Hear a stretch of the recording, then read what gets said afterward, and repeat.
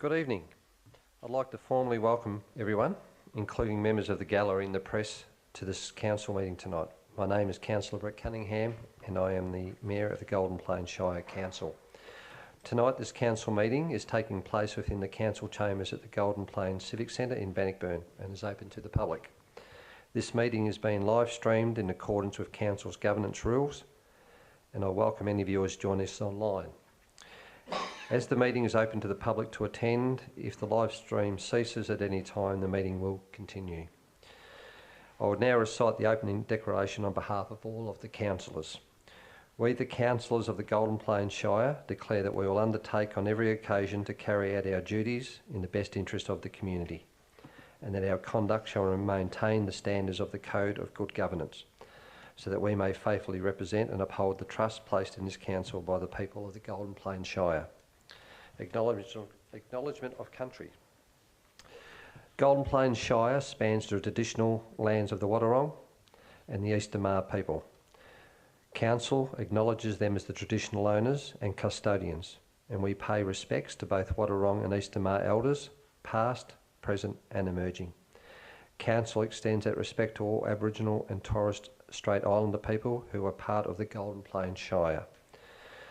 We now move on to apologies and leave of absence. Councillors, are there any apologies for tonight's meeting or request of leave of absence? No, thank you. Councillors, we have a recommendation before us to confirm the minutes and the confidential minutes of the scheduled council meeting that was held on the 20th of December 2022 as circulated. Can I please ask for a mover?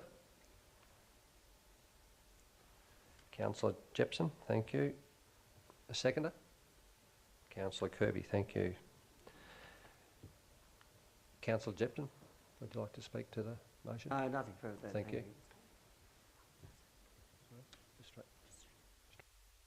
Okay, we'll put that to the motion. All those in favour? Thank you, carried.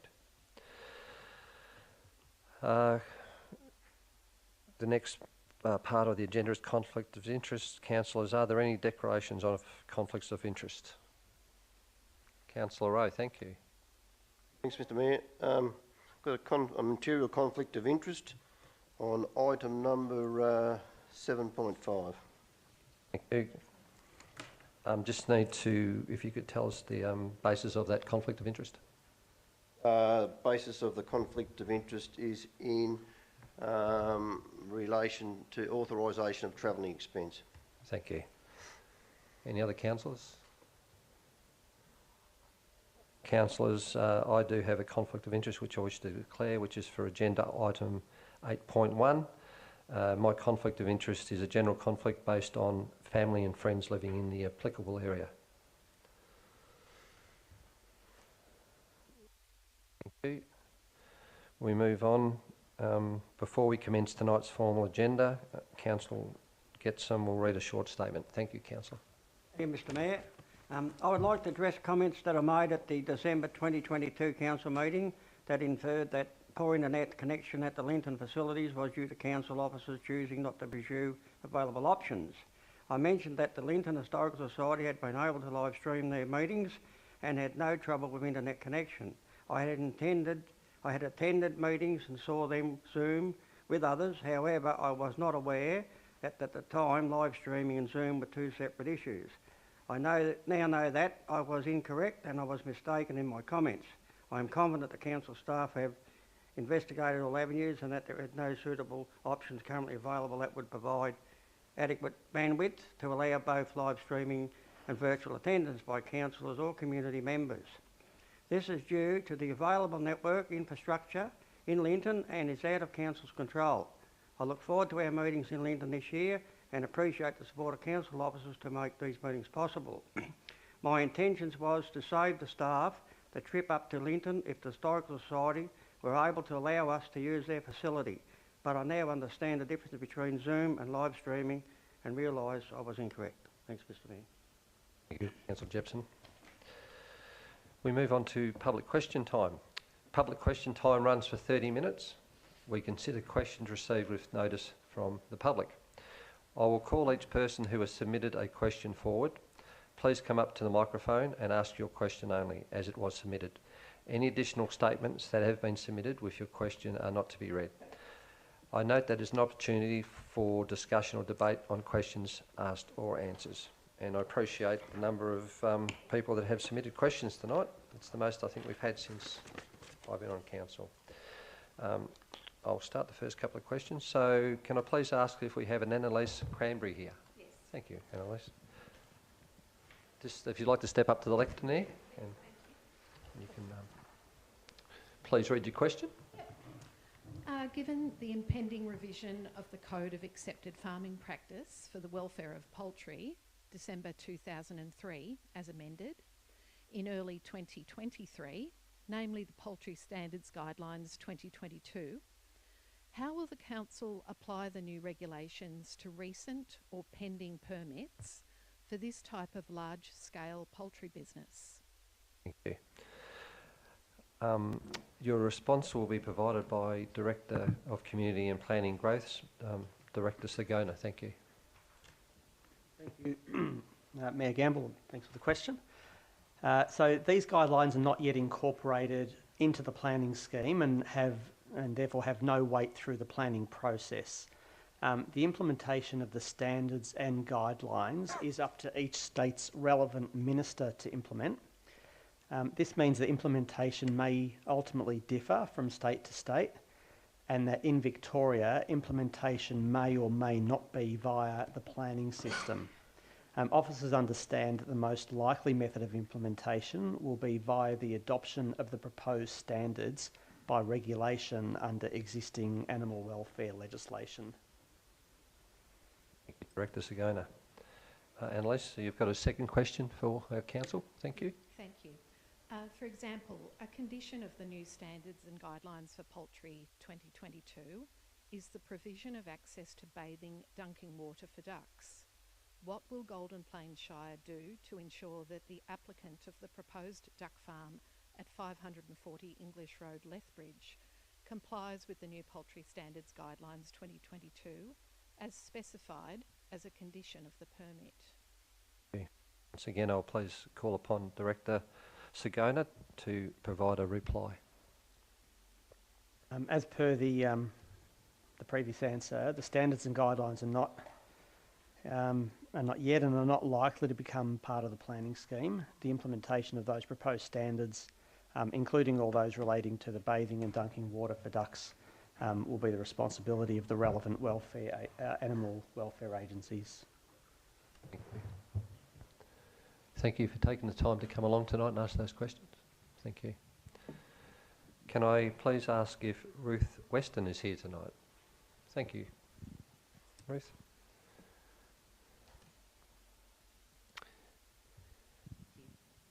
Good evening. If you'd like to read your question to council, thank you. Yep. What is Golden Plains Shire Council doing and going to do to protect their residents from the potential public health risk of zoonoses related to the multiple intensively farmed birds in the Shire? Given that Council have recently approved a permit for the slaughter of approximately 510,000 ducks per year in Lethbridge, how will Council manage the risk given recent news of an 11-year-old child killed by avian flu overseas and the 2020 avian flu outbreak in Lethbridge that resulted in the culling of 460,000 birds? Thank you for your question, and once again I will ask Director Sagona to supply an answer. Thank you, Mayor Cunningham. Thanks for the question, Ruth. So when determining applications for intensive bird farming, Council considers and where appropriate issues permits that align with the relevant statutory requirements, including the Victorian Code for Broiler Farms, which was most recently updated in 2018. In relation to managing and responding to the risk of avian influenza, the Department of Agriculture is the lead agency for that purpose. Thank you. Thank you for your time tonight and asking the question. Thank you. As the councillors and people in the public gallery. As the remaining questions are in relation to the notice of motion submitted tonight, I have declared a conflict of interest. As such, I will now ask Councillor Gamble to take the chair and will excuse myself from this discussion. Thank you.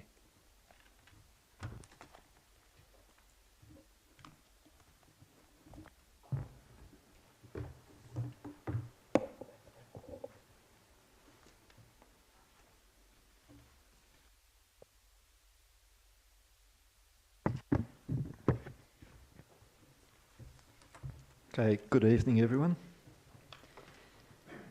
Can I please ask if Brian O'Shannessy is here? Brian, can you please read out your first question?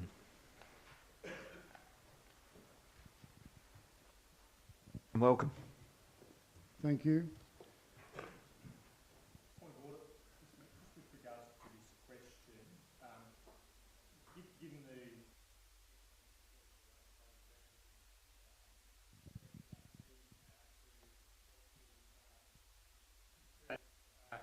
defamatory comments and also is aimed at embarrassing an individual councillor, I'm just wondering why the question was allowed to be asked. Mr. Brazlis?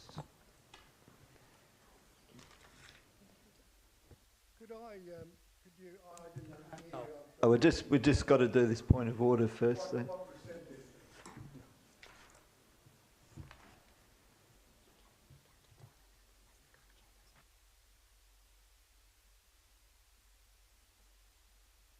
I haven't read the question or read it with the analysis to determine that kind of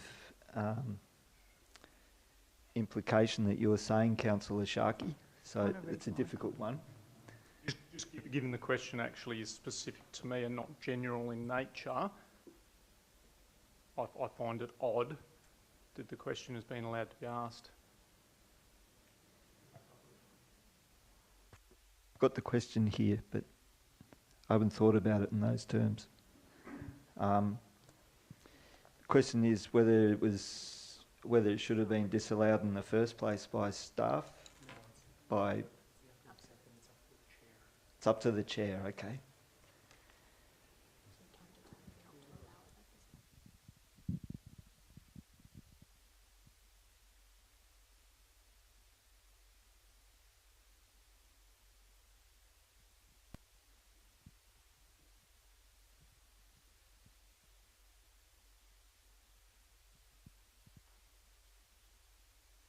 I don't see that it's defamatory. Is that the objection that you've got? Look, the question is specific to me. The developer brought Brian in front of us. He's asked me these questions a couple of times this week. I feel that the questions being asked are to defame myself and are specific to me and not general in nature.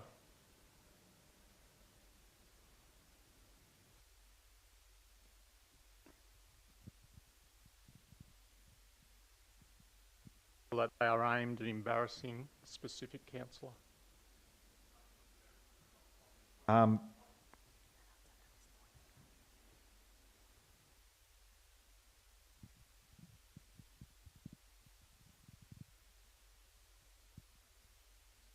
Question relates to whether the council considers it appropriate to offer Councillor Owen Sharkey. Yeah, sorry. I have the option apparently to disallow the question. I might just put it on hold for the time being while we progress on. So is that a valid option?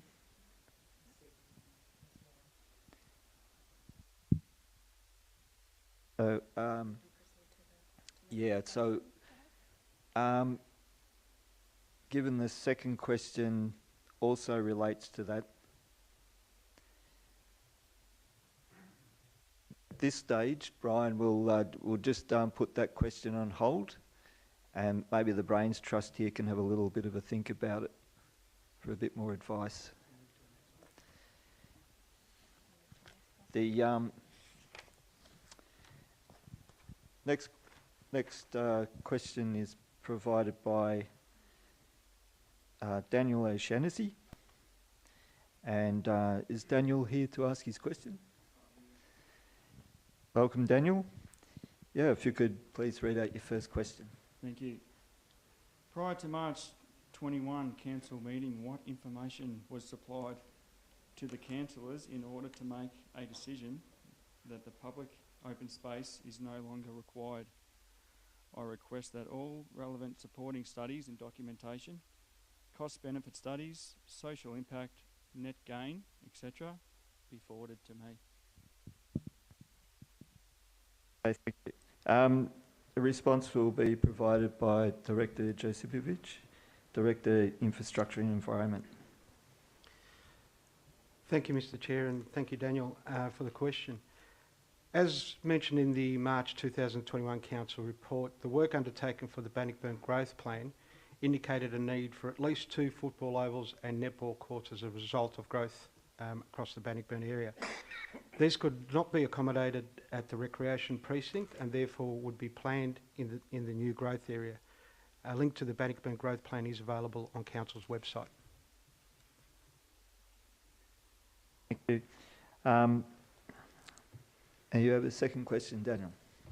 Second question, what was Council's planning department asked to consider other uses of the land besides a possible football ground that would enhance the community?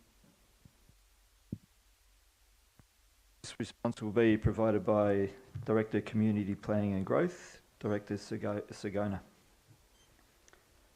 Thank you, Acting Mayor Gamble, or Chair Gamble.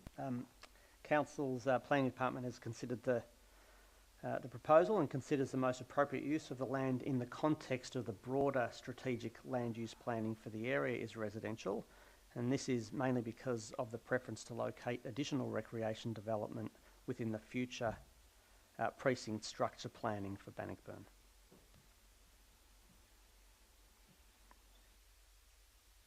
Okay, thank you. Okay, thank you, Daniel. Now we move on to Peter Stevenson. Peter, are you not here? If Peter's not here, then he'll receive a written response from Director Josipovic of Council Officers. So then we move on to Jess O'Shaughnessy. Is Jess here? Yes. Hi, Jess. Hi. Would you like to read out your first question, please? Why does the council put the sale of our public open space above community? I'm not against selling of unwanted assets, but this asset is prime and because of its locality should be for community use only. That's it. Thank you. Response will be provided by Linnea Gray, Director Corporate Services. Thank you. Thank you, Chair. Council does not preference the sale of public open space above community. Rather, it seeks to dispose of surplus land for strategic purposes for the overall benefit of the wider community. Thank you, Chair. Thank you. And Jess, you have a second question? If the council must sell this land to recoup money to balance the books, please explain why the council can't manage the Shire without this revenue. Director Gray.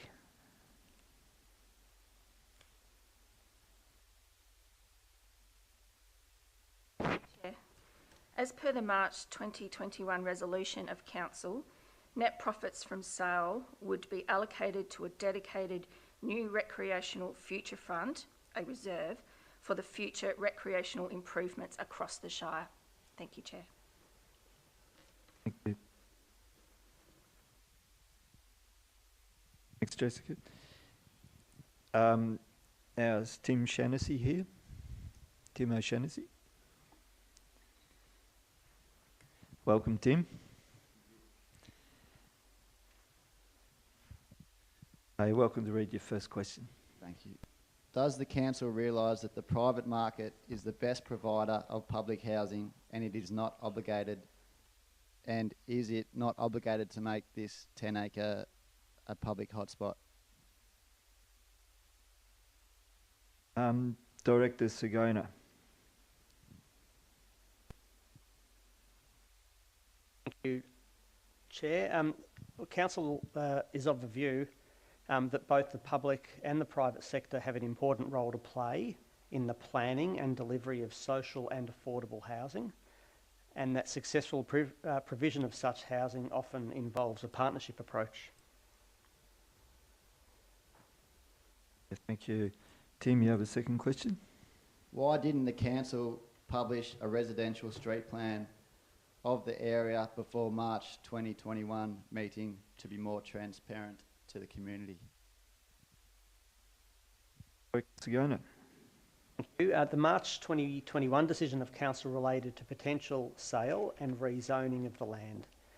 The report indicated an indicative or included an indicative concept plan, but this has changed through the more detailed design process. Community members will have an opportunity to comment upon the proposed plans, the more detailed plans, as part of the public exhibition process that will be facilitated by the state government. Thank you. Thank you. Okay, thanks, Tim. Can I please ask if Joshua Trail is here?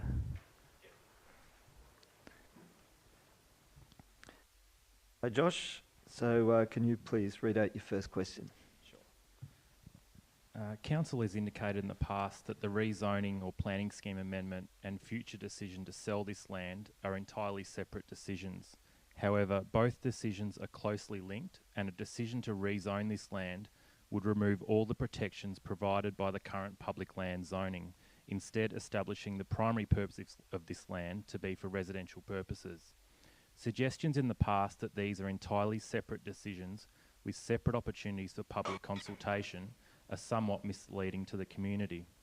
It is also highlighted that Council can exercise its powers as the planning authority to seek to abandon this amendment. This decision could be included in an amended notice of motion and provide clear direction for the retention of this land for public recreation purposes. Does the Council acknowledge that the rezoning and sale of this land are strongly linked? And will the Council exercise its power as the planning authority to abandon the planning scheme amendment? Okay, thanks, Joshua. This question will be answered by Director Community Planning and Growth, Stephen Sigona. Chair, so as per Council's decision of March 2021, the proposed sale and the rezoning are certainly closely related, but there are separate decision-making and statutory processes applicable to each. Council's position now is to continue to pursue the rezoning via the Minister for Planning, who is now the planning authority for the planning scheme amendment. Thank you. Josh, you have a second question? Yep. State and federal elections provide great opportunities for local communities to receive public investment into community infrastructure. Often these election promises require partnership with local councils, and those with available surplus land to deliver the project are in a much better position than those councils without available land. Does the council acknowledge that while this land may be surplus at this point in time, that it may be a strategic site for recreation and other community infrastructure opportunities in the future? Thanks, Josh. Response will be provided by Director of Infrastructure and Environment, Director Josipovic. Thank you, Mr. Chair. Again, as noted in the March 21 report, the land described as surplus area is approximately 3.5 hectares in size. The longer-term solution based on our growth planning and growth scenarios is for larger recreation infrastructure than what can be accommodated within this site. Okay, thank you, Director, and thank you, Josh. Can I please ask if Tim Pickford is here? Welcome, Tim. Good evening. Tim, as we've received a like question from Kathleen, the answer provided will be in answer to that question as well, in accordance with the governance rules. So,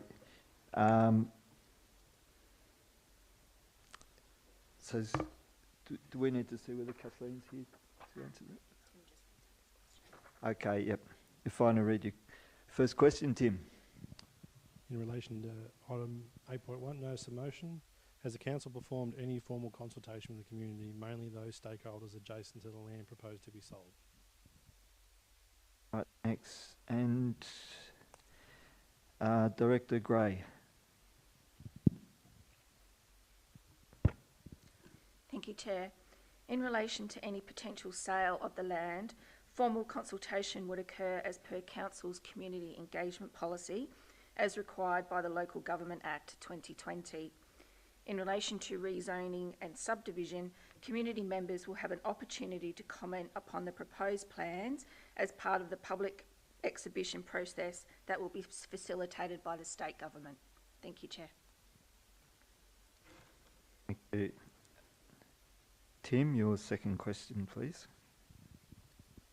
Here is an excerpt from the minutes of March 23rd, 2021. Quote, it is proposed to declare approximately 3.5 hectares of council-owned land in the northern part of the Bannockburn Recreational Precinct as surplus to council needs and initiate a rezoning subdivision development plan process with a view of selling the land in the form of residential allotments, as well as potentially providing for accommodation of social housings under the state government's Big House Build program.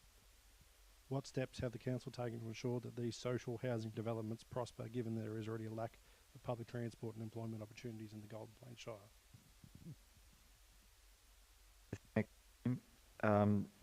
Director Sigona. Thank you, Chair, and thanks, Tim. Council has engaged in early discussions with Homes Victoria about the potential availability of this site for social and affordable housing, and will continue to engage with other relevant stakeholders about its potential suitability for this purpose.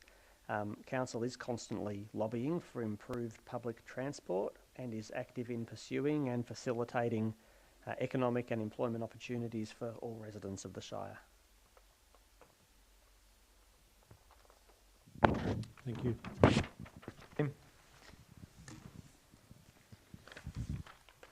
We have, is Jordan Morley here today? In that case, we'll provide him a written response.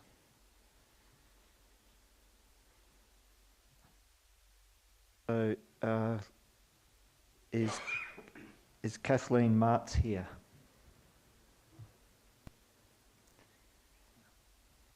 We'll also provide her with a written response. Well, that concludes the questions, except for addressing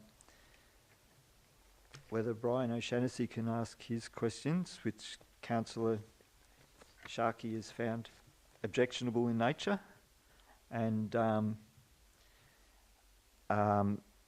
advice here is that it's probably best if we leave those questions now, as they're difficult to adjudicate at this point.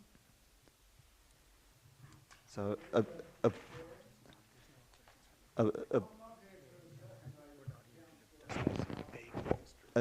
I'm sorry, Mr. O'Shannessy.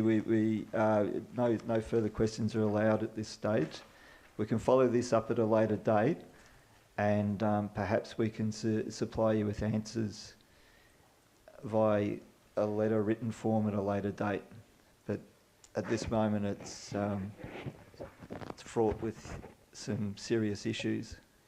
So I apologise, and we'll move on with the meeting. And I'll bring the mayor back in. Yep.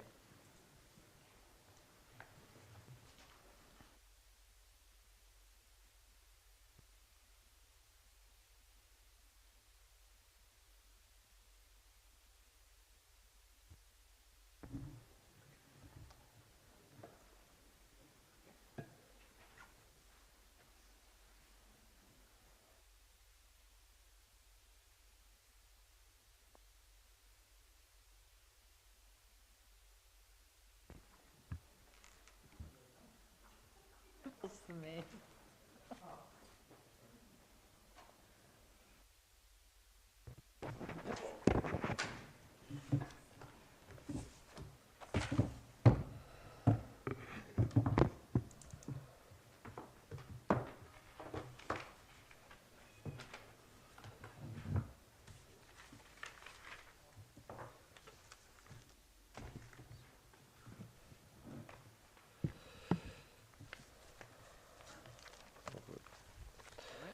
Thank you, councillors. We'll continue with tonight's agenda. Business reports for decision. Councillors, our usual delegates report and informal records of council meetings has been shifted to the end of the agenda. However, I propose we resolve to consider that we discuss it as we usually do.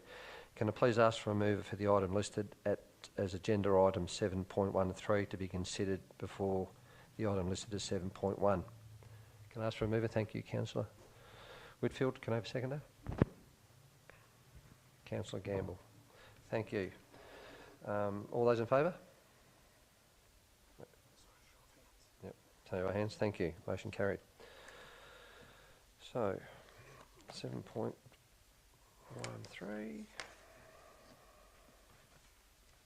Delegates reports.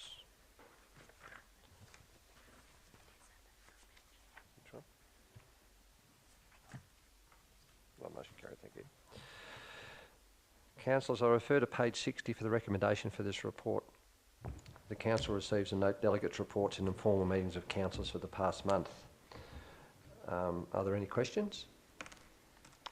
If not, do I have a mover for the recommendation? Councillor Whitfield, thank you. Seconder?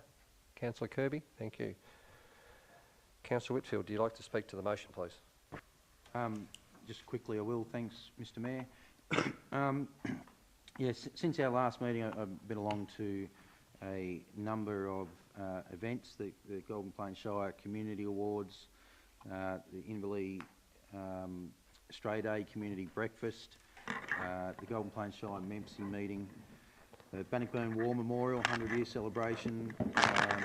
We had a 2023-24 budget engagement session that was online, and I went to one that's not listed in the report this morning, the Veterans Hub engagement session, which was presented by the Minister, Federal Minister for Veterans Affairs and Defence Personnel, Matt Keogh. Also in attendance was Federal Member for Corangamite, Libby Coker, and State Minister for Veterans Affairs, Natalie Suleiman. They announced 10 veteran hubs across Australia, including one in the Surf Coast / Geelong region, the exact location to be determined. These hubs will act as one-stop shops for local veteran services and could include health and mental health services, fitness, advocacy, employment and housing advice, social connection and more. It's a real positive step forward for veterans and their families. Thanks, Mr Mayor. Thank you, Councillor Whitfield. Councillor Kirby. Yes, I attended a few things for the month. Just give me 2 seconds. Yes, I attended the Drill Shed AGM. That was a fantastic turn-up. We always get a really good crowd down there, and happy to say that everything's going along very well in Drill. I also attended the Bannockburn War Memorial with a couple of other councillors, and that was celebrating 100 years of the memorial being built in Bannockburn. We had a great attendance from different identities, and we really had a very good day. The Golden Plains Tracks and Trails Strategy. I attended the workshop in Smyvesdale. We had a fantastic attendance there, and the ideas were forthcoming, but overall the message of the day was just to make sure that we keep up to date and keep improving the tracks and trails that we do have, and to maintain them. A lot of tracks and trails were identified as well, and I think that that's really good for the future, because the consultants need to know what else is out there in the community. As we know, we have a very large area to cover in the Golden Plains Shire, and not everyone knows every track, trail and footpath in the Shire. So overall it was a really good night, and I assume, I didn't get to the one in Bannockburn, but I would assume that also was a good evening as well. Thank you. Councillor Kirby. Are there any other councillors wishing to speak to the motion? Councillor Gibson, thank you. Yeah, thanks, Mr Mayor. I attended Linton CFA breakfast. Previous to that, I went to Haddon. Haddon was a 7:30 one, but it started to rain. and they were running late, so I thought I'd better head off to Linton, which I did. I attended Linton, then I went to Smythesdale, breakfast in the gardens, which was attended by well over 100 people at Smythesdale. I attended the Golden Plains Council Community Awards at the Real, which was a good success, and also the Smythesdale Market as well, and the Arts and Fest on Sunday, which was a little bit, a lot of stall holders had to cancel because of the weather conditions, but after about 1 o'clock the crowd increased and the music got better and it would turn out to be a pretty good day. Thank you. Thank you. Any other councillors wish to speak to the motion? Councillor Rowe, thank you. Thank you. I'd just like to say I chaired the Meredith Golf Club Committee of Management AGM meeting. I also attended the Bannockburn War Memorial 100-year celebration, and also I attended a meeting with a number of Lethbridge residents on drainage issues up in their neck of the woods. Okay, thank you. That's all right, Councillor Gamble, thank you. Mayor. Thank you, Mayor Cunningham. Let's move the furniture. This goes back a bit to last year, but we haven't had a meeting since. But I attended the Council All-Staff End-of-Year celebration. I know that you couldn't make it yourself at the time, Mayor, but it was great to see the positive recognition and camaraderie, good feeling amongst the staff, with a lot of good service awards and longer-term recognition given to some of our very special and loyal council staff. And I also gave a little speech presenting Eric's 5-year service award, which should be acknowledged as an achievement in local government of a not a major sort, but perhaps a worth acknowledging that not all CEOs stay in their place for that long. So that was a no alcohol event, by the way. I also attended Surf Coast Shire's Pilk Purin truth-telling event that was run by Surf Coast Shire, so that was interesting in itself. It was on the beach down at the ocean there. It was a beautiful and profound ceremony, dawn ceremony, with speeches and dance performances. The Golden Plains Shire Council Community Awards that we nearly all went to, then congratulations to those award winners. And it was noticeable the really good speeches by past award winners and what it meant to them. And it was great to hear that coming from them at those awards. And thank you, officers, for this excellent ceremony conducted in Daryl. I attended the Multicultural Harvest Festival at Garibaldi, which is a unique celebration. It's based on a Tamil festival, thanking farmers and the food that we have for our daily survival. So I think that was put off for a couple of years by COVID, so it's great to see that that's come back and had good attendance, mainly out of Ballarat, but it's something that is in our shire and well worth getting behind, I feel. I went to Bannockburn Market and I followed that by a tour de Bannockburn on the Pushy, and when I had a good look at the Bruce's Creek trails around there and also the land site in question for the notice of motion later. With the Tracks and Trails strategy, thanks Councillor Kirby for attending and all the people. Thanks to the at that stage, the first engagement session that was reported, there were already 142 surveys completed online, so that shows there is a real significant interest. The Bannockburn engagement session was also well attended. Probably could have been more, but it was like that one. It was 38-degree afternoon, that one, and but it was great to hear a lot of issues, proposals, and possibilities, and thank the officers and the consultants engaged in this engagement process, and so we'll look forward to seeing their draft report, plan strategy to come. I attended the Friends of the Barwon annual general meeting, and I left some leaflets around. Shelford Duck Race, that was also a very significant turnout worth mentioning.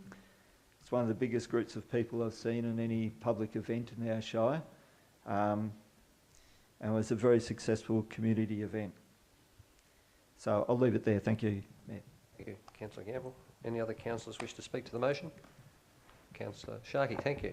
Very much. Yeah, I had a couple of things which I attended this month. One of which was a Geelong Libraries board meeting, which was a very informative meeting. It's sort of the first one back for this year. The intention was to try and retain many of the board members to create a bit of knowledge, not to lose too much knowledge and know-how within the group. There is one or two people that have gone on to greener pastures after the last election and are no longer on the group. But so that was quite a good, very good meeting there, and we were presented with some very informative information. And under the new Local Government Act, it requires that regional libraries, such as Geelong Regional Libraries, transition to a new corporate structure. So it's quite an interesting process that we're going through that. So there was some very informative information there on how that's going to be, and the transition, which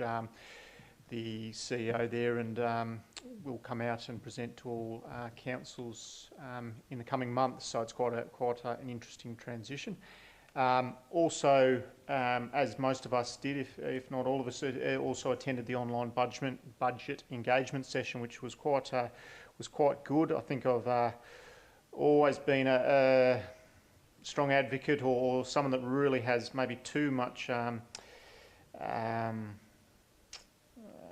investment or wanting those Zoom meetings or that we do behind closed doors, and that where we speak about them.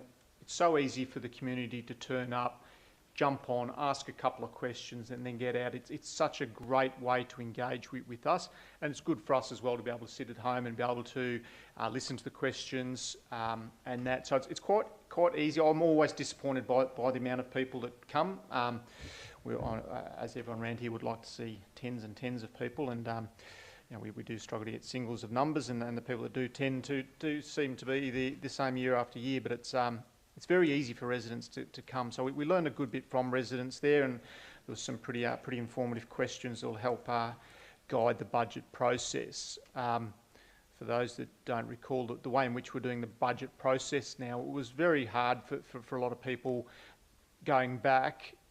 One of the first point of calls you'd have with council was when the budget was released to the public. So the budget get released, and then you'd make critique on that. I want this or that. So we've really done a great job in taking it back to pretty much February, consulting with residents and listening to what they've got to say. So there's some pretty clear messages that night, I felt, from a few residents that'll help shape the budget, and I thought it was a really engaging and positive session. So thank you very much.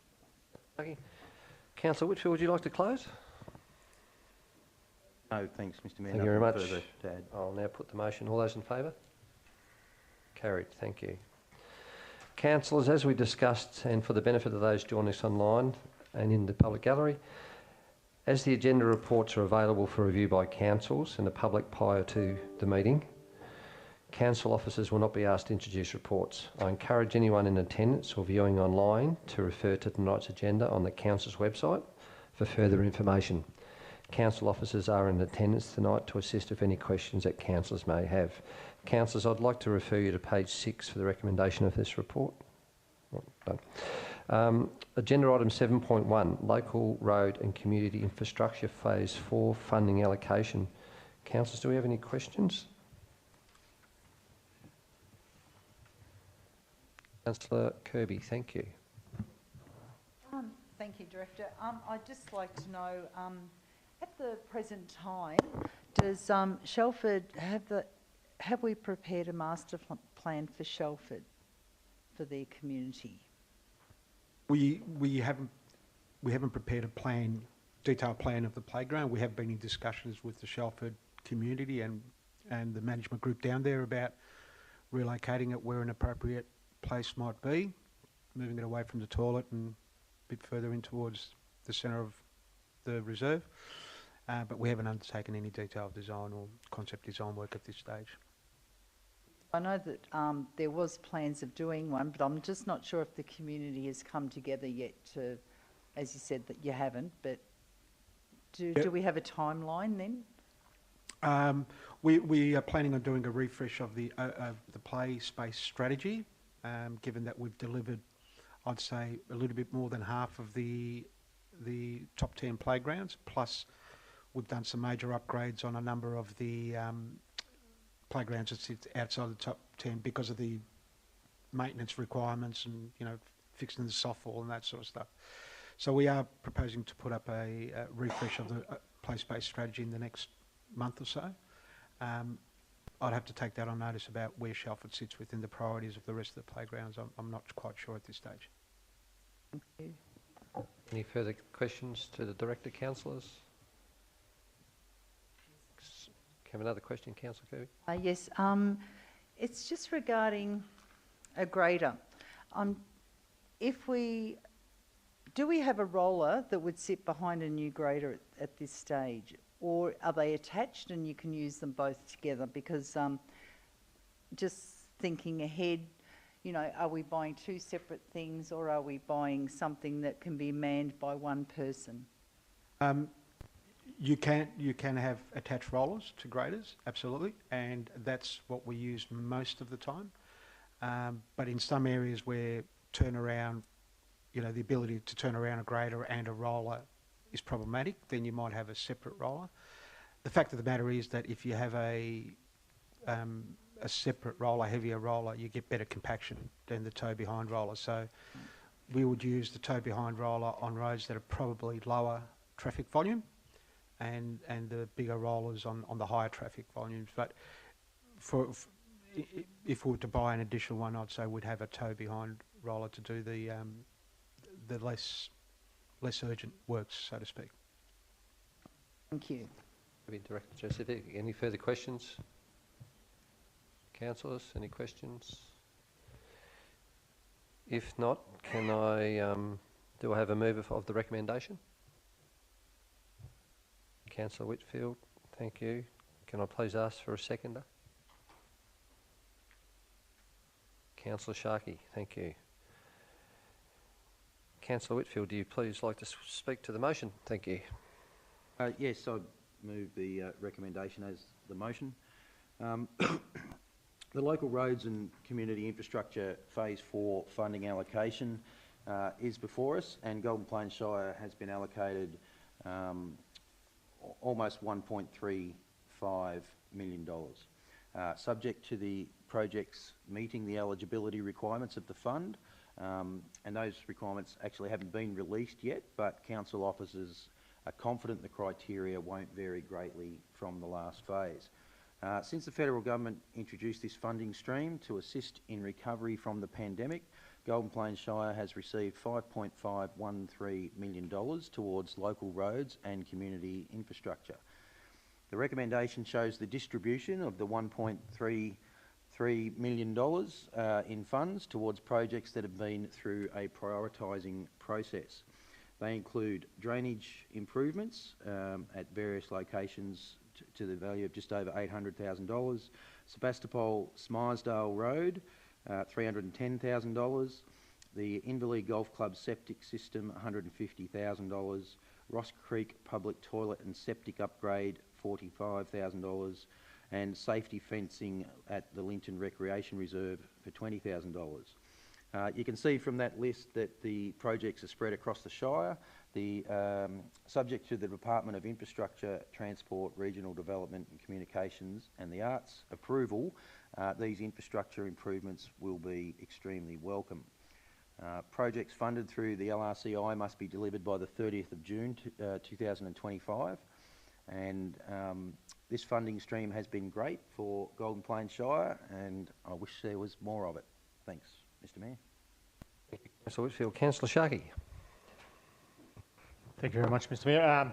Probably not much further to add. Councillor Whitfield has covered a lot there, but his last few words there was that wish there was more, and it'd be nice sometimes if the community got to engage or see sort of some of the levels of conversation that we have for sometimes hours on end, plus the conversations we have with one another and behind the scenes in terms of you know, where this funding gets allocated to. And it really, at times like these, it you know, sometimes I personally overlook some of the master plans and policies and procedures and things like that. But in terms of when things come to us, and sort of noting Councillor Kirby's question earlier with regards to master plans and all that, once we've sort of got those master plans and community plans all in front of us, it makes our decision-making process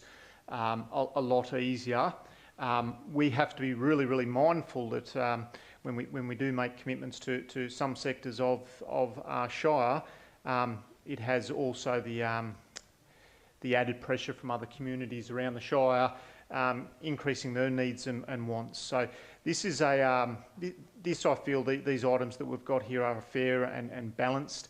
I did make a comment regarding the clear message that people are already telling us into the budget for next year regarding drainage improvement. So that $808,665 is a really good stamp for us to be able to definitely defend ourselves with members of the community and let them know how much of an effort we're making, because that $808,000 comes at the sacrifice of other things. So we definitely, as a collective group, feeling the needs and the pressure from the community, and we can see it ourselves with regards to drainage. So hopefully with that and additional funds, we can start to see some improvements in that area. But exciting program, and as Councillor Whitfield says, just a shame it doesn't come with a couple more zeros so we can do more for the community, but I think that's a fair and balanced outcome. Thank you very much, Mr Mayor. Thank you, Councillor Sharkey. Any other councillors wish to speak to the motion? Councillor Gamble, thank you.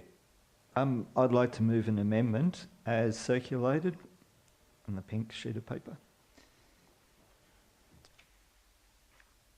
My amendment basically is allocating, well, first I'd like to move that.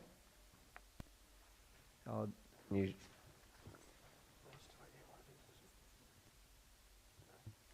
just take just one moment, please.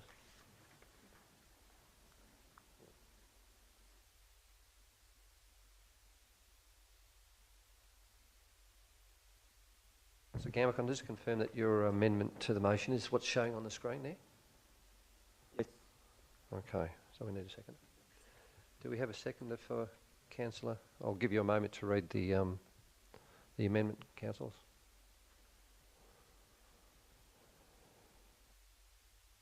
Do we have a seconder to Councillor Gamble's amendment?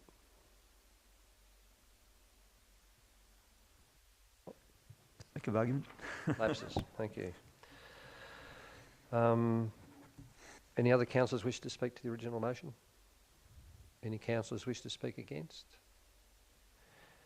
Councillor Whitfield, would you like to close? Sorry. Sorry, Councillor Gamble. I'll speak more generally. The drainage is a big and ongoing issue, but it's particularly with the weather events that we had later in the year. But we do also have to keep up other elements. I believe that I accept the overall councillor group decision to prioritise money into the drainage works. However, the original officer recommendation included an extra grader, which I think is also a very worthwhile investment that we won't see this year. I should assure the community that we have already put money into an excavator with the crew. I feel that it's important to also try and be preemptive with these weather events and climate that is changing, and that means that we should look at the best analysis. It's telling us we're likely to head into an El Nino weather pattern. We've had an extremely rare 3 years of La Nina. So given that likelihood of how things are going to flip, I believe we should be allocating resources to issues such as fire readiness, with all the extra rain and growth caused by the recent rain events and wetter summers, and also related issues such as environmental weeds, such as the enormous amount of gauze up in particularly the north part of our shire that those wet years have germinated. I also think that that also relates also to more care of our roads in terms of access to safe exit roads.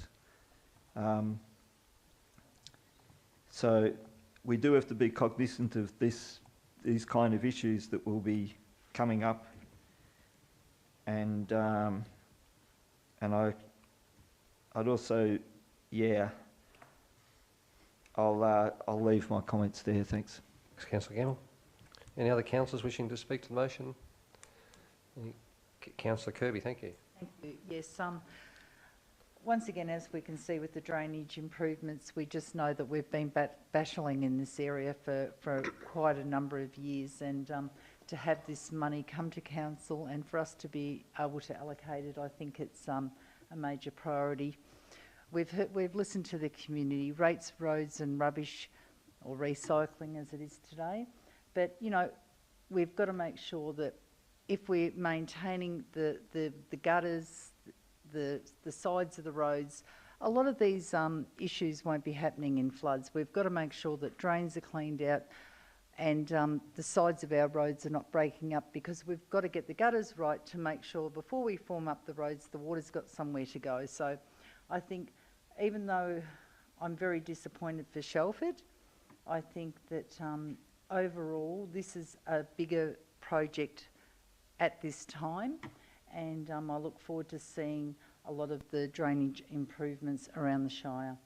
As for the Ross Creek public toilet and the Inverleigh Golf Club septic system, we know there's not always money available for these sort of projects. So to actually be putting some money into these great facilities and to help these clubs, I think is a no-brainer. So, and the safety fencing at Linton Recreation Reserve, well, it's only a small piece of fencing, but it does, the highway does run right past it. So at the end of the day, you know, there's some major OH&S issues. So I think we're covering all aspects there. Thank you, Mr. Mayor. Thank you, Councillor Kirby. Any councillors wishing to speak against the motion? Councillor Whitfield, can I ask you to close, please? Yes, Mr. Mayor, just very briefly. Fantastic funding stream, the LRCI. It has enabled us to do a lot of projects in the past and hopefully many more to come. I do want to thank Councillor Gamble for voicing his concerns about our delivery capabilities, and it just sort of illustrates that the tough decisions that do go on in the background as to what gets put in and what can't make the list this year. So unfortunately we can't deliver all, and we do have to make those tough decisions. So nonetheless, a very good program. Thank you. Thank you, Councillor Whitfield. Councillors, I'll now put the motion to the vote. All those in favour, show of hands, please. Carried. Thank you. Unanimous. Councillors, 7.2 is Country Football and Netball Program application for the Don Wallace Recreation Reserve Oval upgrade at Teesdale. Are there any questions to the Director, councillors? Councillor Gamble, thank you. Director, apologies for not asking this previously, but drainage of Oval is the drainage. I read through the master plan, and I couldn't see that was actually identified as a need from the master plan, but that might have just been my reading of it. Yeah, so the master plan is a high-level concept, I guess, and through the detailed design process, you know, those experts in the field will identify where the drainage is required. So in this instance, there'll be some subsurface drainage, as there is on all new oval reconstructions, and it'll be directed to an appropriate outlet. I couldn't tell you off the top of my head where that might be. Director Josephovic. Councillor Gamble, any further questions? No, thank you. It's okay. Councillors, any other councillors have questions for the Director? If not, can I please ask for a councillor to move the motion? Councillor Gamble, thank you. Can I please ask for a seconder? Councillor Kirby, thank you. Councillor Gamble, would you like to speak to the motion, please? Yes, please. I support this recommendation because it basically addresses some big structural things around the oval, including the actual oval size. It's considered the actual size of a big AFL standard oval, which is, no wonder the kids used to get really tired playing footy there. Anyway, by reducing the size of the oval, that is one of those sort of more fundamental structural things that allows greater car access and perimeter safety, and longer term development of the other things. We'll be catering for tennis, cricket, junior AFL and Auskick. It's great to see the congratulations to the locals there. They're behind getting that up and running, rebooted and very healthy last year. Used to also even have a hockey club too. Well, we thank Eureka MP Michaela Settle and the Andrews government for committing over $1 million already investment in the Teesdale community, with the start of some long overdue upgrades to the pavilion there, notably the female changing facilities. As part of the master plan goes, what we're approving here is or assuming it's endorsed, is just an allocation of $300,000 to do these major but important structural upgrades. The Don Wallace Reserve and Oval is one of a number of jewels in the crown of Teesdale, and the Don Wallace Reserve sits alongside the Teesdale grassy woodlands, once saved from being a golf course, and now a superb place for a walk, rich with bird life. It's a unique community asset, and it's great to see the high participation rates. And this money, I should point out also, is coming from an open space reserve fund, which is part of the open space contribution that developers make overall in our shire, bigger developers.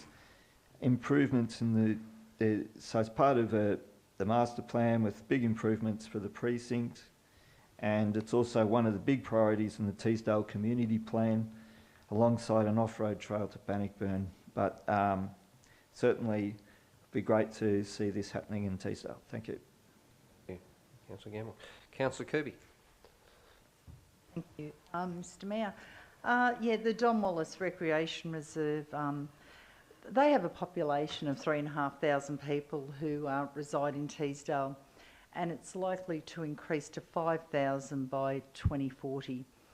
The way the Shire is growing at the moment, I really think that this will rapidly exceed the amount of people that will be moving into Teesdale in the near future.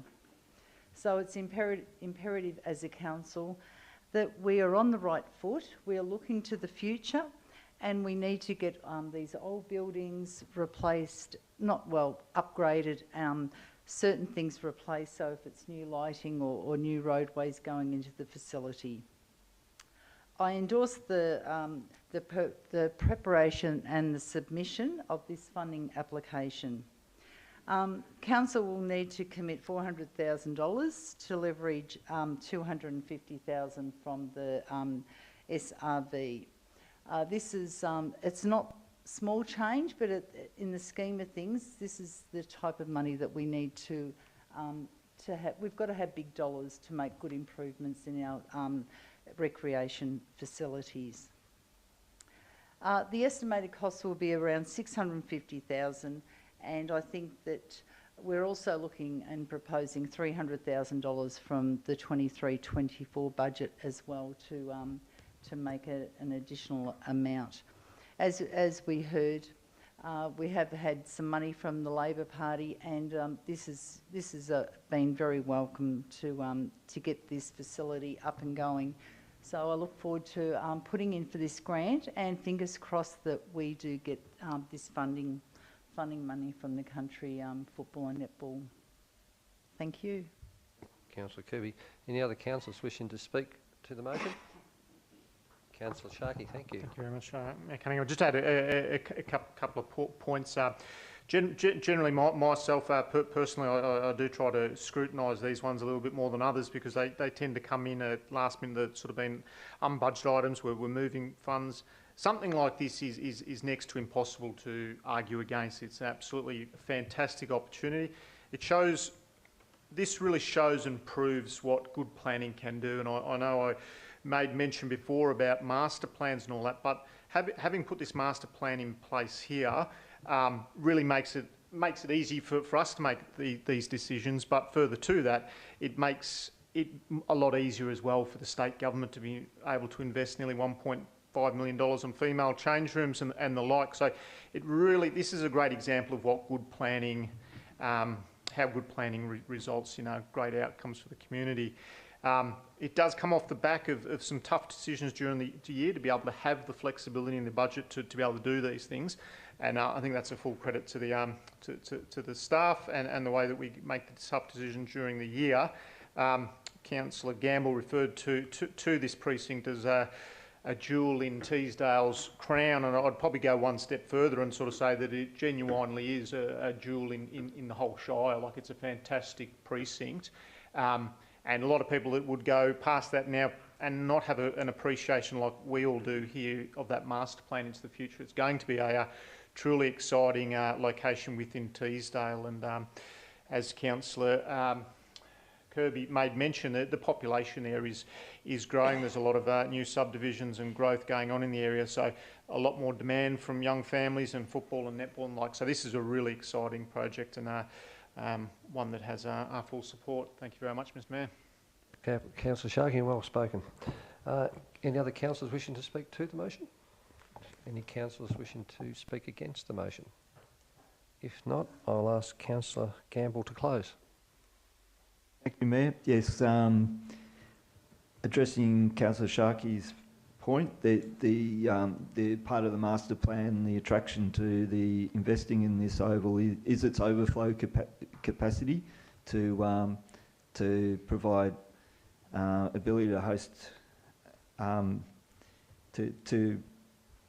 to host events from further afield than just Teesdale as well. It also does be used by the school for football and cross country. So, and thank the officers for putting this proposal through. Thank you very much. Councillors, I now put the motion to the vote. All those in favour, show of hands, please. Carried. Thank you very much. Councillors, we move on to agenda item 7.3, Draft Tree Protection and Management Policy. I'll refer councillors to page 18 of the recommendation for this report. Are there any questions to Councillor Josephovic, please?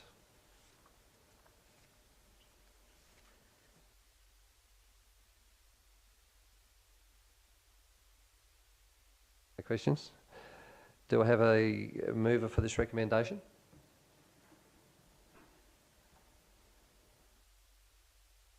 Councillor Whitfield. Can I please ask for a seconder? Councillor Rowe, thank you. Councillor Whitfield, would you like to speak to the motion? Yes, thanks, Mr Mayor. Yes, I'm pleased to move that Council endorse the Draft Tree Protection and Management Policy for public exhibition, and point 2 there, receive a further report following the public exhibition period to adopt the Draft Tree Protection and Management Policy with due consideration to any submissions received. Trees are an integral part of our identity here in Golden Plains. They provide habitat, they cool, they moderate the climate, they help prevent erosion, they give us oxygen, and they're aesthetically pleasing. The internal audit completed in 2019 by Crowe Consultants identified that tree management was an area that needed addressing, and this policy does that. This policy has been compiled and updated by our recently appointed arborist. The policy will guide the tree management framework and ensure the protection and care of the wonderful trees we have in Golden Plains. There are many actions and procedures documented in the policy, one of which is the significant tree inventory. Trees identified as significant will require endorsement from Council. The significance criteria are based on the National Trust of Victoria Significant Tree Register, and trees can be nominated by the public, with each tree to be assessed for suitability by Council periodically. The draft tree protection and management policy aligns with directions from the Council Plan 2021 to 2025, such as providing high quality public spaces and infrastructure, ensuring our native vegetation, ecosystems, flora and fauna and old growth trees are healthy and protected, and valuing, promoting and preserving our cultural and natural heritage for future generations. I think officers have done a really good job of putting this policy together. It'll be out for public consultation for a period of 4 weeks, and I look forward to considering any submissions that come from that prior to the adoption of the policy. Thanks, Mr Mayor. Councillor Whitfield. Councillor Rowe. Thanks, Mr Mayor. All I'd like to say, look, the Crowe audit report was prepared following the coroner's recommendations to the government, and also the Crowe report identified the lack of tree management framework as high risk. So this policy is an overarching document for the tree management framework, and its strategic implementation assists with the risk mitigation. The draft tree protection and management policy lists procedures that must be created to form part of the tree management framework, including tree inspections, procedure that will outline time frames of inspections that will be inspected and how it will be inspected. So, thank you. Thank you, Councillor Rowe. Any further councillors wish to speak to the motion? Any councillors wish? Sorry, thank you, Councillor Gamble. Yeah, thank you. Yeah, as noted, this is a draft policy, so it will be out to the public soon, and officers will take note of the general reception and any suggestions for improvement or issues that might arise. Basically, I think it's a really good sort of progressive document for our council to have this kind of recognition of the importance of trees in our community, not just on the safety issues, which are important, of course, but also for progressive replacement of ageing tree lines, as we have had down at Inverleigh and Meredith and other places. But also, as Councillor Whitfield mentioned, the protection that will come from this for particularly identified trees, as part of a significant tree inventory to provide those protections in our natural environment. So I'm very pleased with this policy and look forward to seeing how it's received in the community. Thank you. Thank you, Councillor Gamble. Any councillors who may wish to speak against the motion? If not, I'll ask Councillor Whitfield to close. Further to add, thanks, Mr. Thank you very much. I'll now put the motion to the vote. All those in favour, show of hands, please. Thank you. Carried unanimously. Councillors, I refer to page 23 of the recommendation for this report. Agenda item 7.4, contract variation, Meredith Shelford Road stages 4 and 5 for reconstruction. Councillors, are there any questions to the Director, please?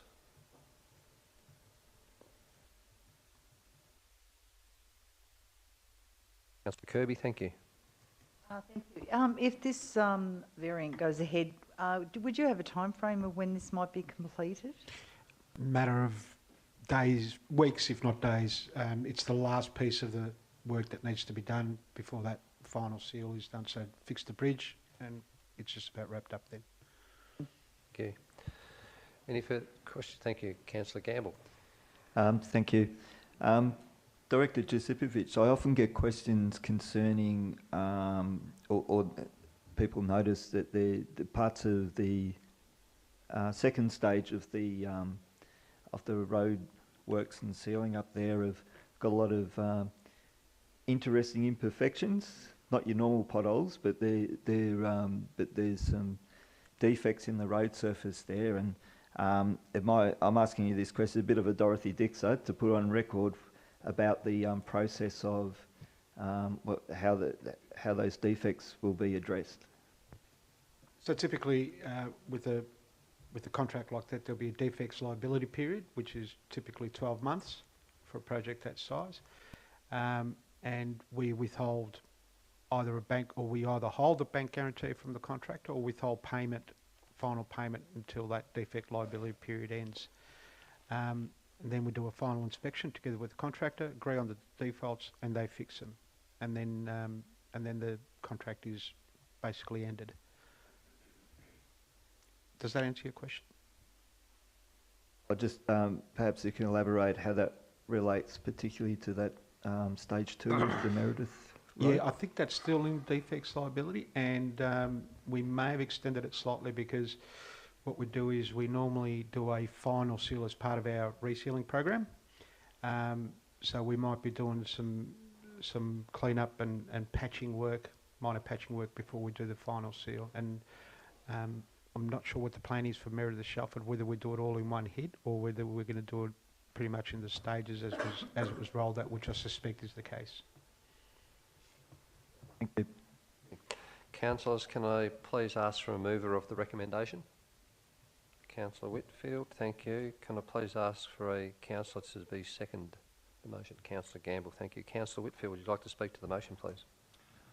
Yes, thanks. I'll move the recommendation as the motion. Look, bridges are a vital part of our Shire's infrastructure, and this bridge forms part of the ongoing upgrade to Meredith Shelford Road. The reasoning for the $60,000 variation is to accommodate a change of design for the bridge, which includes widening to match the road width and align with current standards, and offers a longer lifespan. The bridge was also affected by the October-November 2022 floods, causing further review. Essentially now it's a bridge replacement instead of an upgrade, and all bar $60,000 worth can be accommodated under the original budget of $1.98 million. There's also been some other variations along the way due to foundation soft spots and remedial works from the floods, which have used up the built-in contingency sums. The $60,000 will be allocated from the federal government's Roads to Recovery allocation that the Shire gets, which means there is no impact on council cash. And transferring these funds allows the project to complete on time and gives road users a safer, wider, longer lasting bridge. Thanks, Mr Mayor. Councillor Gamble. I remember attending a meeting and listening to a council roads engineer officer about 10 years ago, and it was like a career ambition, his grail to one day achieving, grant by grant, section by section, the complete upgrade to the whole of the Meredith Shelford Road. This contract variation, I see it as like correcting an oversight with the bridge aspect, but also completing the project properly. And so I support that.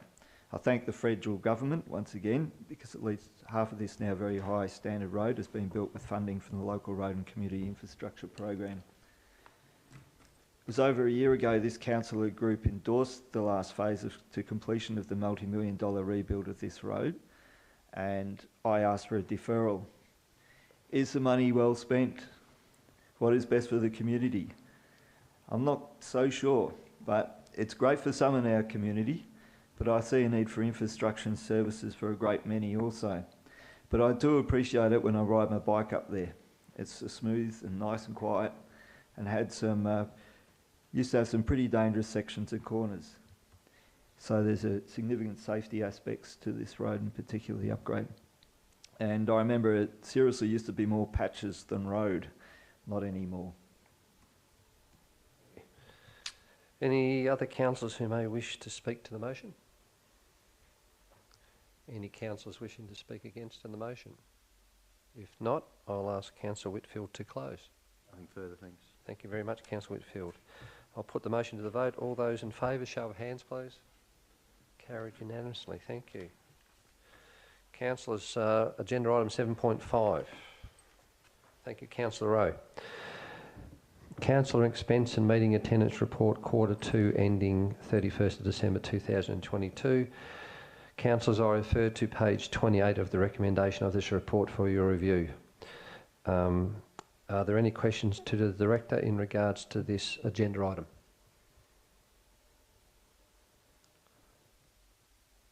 Thank you. Can I please ask for a mover to the recommendation? Councillor Kirby, thank you. Can I please ask for a seconder for the motion? Councillor Jepson, thank you very much. Councillor Kirby, would you like to speak to the motion, please? Yes. Just noting that Councillor Rowe was late in putting his expenses form into council, therefore that's why it's had to come to a council meeting tonight and he's had to leave the room. Overall, Councillor Rowe does do a good job in the community, and I think that he is entitled to being reimbursed for his petrol or diesel, as it might be with Councillor Rowe. So I'll back it up. For sure. Thank you. Councillor Getsom. Thank you very much. Any councillors wishing to speak to the motion? Councillor Whitfield, thank you. Thanks, Mr. Mayor. I just wonder if perhaps there's call for a review of the councillor expenses policy in regards to reporting requirements and timeframes, particularly over Christmas periods, which I believe is what led to this one being late, and perhaps some clarity on the claimables could be undertaken, but I think I can ask for that at a briefing rather than tonight. Thank you. Any councillor wishing to speak against the motion? Councillor Sharkey, you'd like to speak for the motion? Thank you. I'd like to speak against the motion, please. Against the motion, thank you. Yeah, thank you very much. I'm disappointed with this report, and this report has come to us. We've publicly scrutinised Councillor Rowe. Every single kilometre claimed by Councillor Rowe has been listed in a previous report, and to me that seems excessive and unnecessary, especially when all the claims have been within policy and have been submitted on time. It's important to note that the current policy that we have allows for claims to be made within 14 days. And in this case, Councillor Rowe has made the submission on the 14th day of the month, as per the recommendation in the late claim, and the submissions that we received were all dated the 14th. It does not sit well with me that this has come into the public realm like this. Now, I understand and I appreciate the need for transparency and accountability, but I cannot in good consciousness support this motion. I'll be voting against it, and I'd like to foreshadow a motion with the elimination of point number 2, given it's within policy.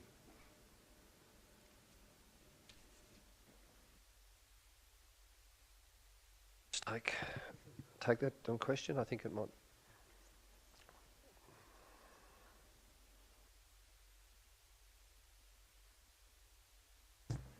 Councillor CEO Braslis.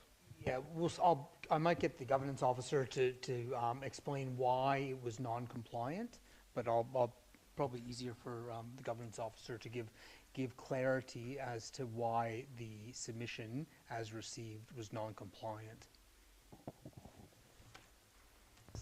Councillor Sharkey, sorry, thank you. Yeah. Certainly, thank you. Those claims were made earlier than December. They were from the claims were incurred prior to that 14-day period. So it's when those claims are incurred, that's when the 14 days needs to be taken from. Well, I thought that everything that we've spoken about is that you within the policy that your claim has to be submitted within 14 days of the end of the quarter.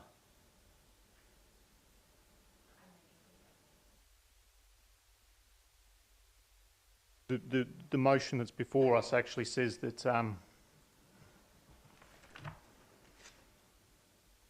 the council expenses entitlement policy states that claims for reimbursement of expenses are to be lodged on a quarterly basis within 14 days of the end of the month. Councillor Rowe submitted his on the 14th of January.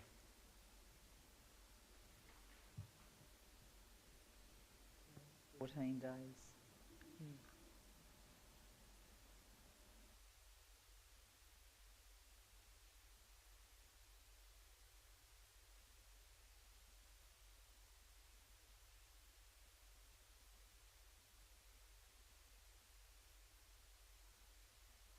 Note the motion, Councillor Sharkey.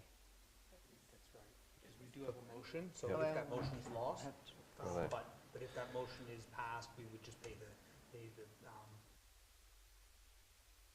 Okay. Councillor Kirby, would you like to close?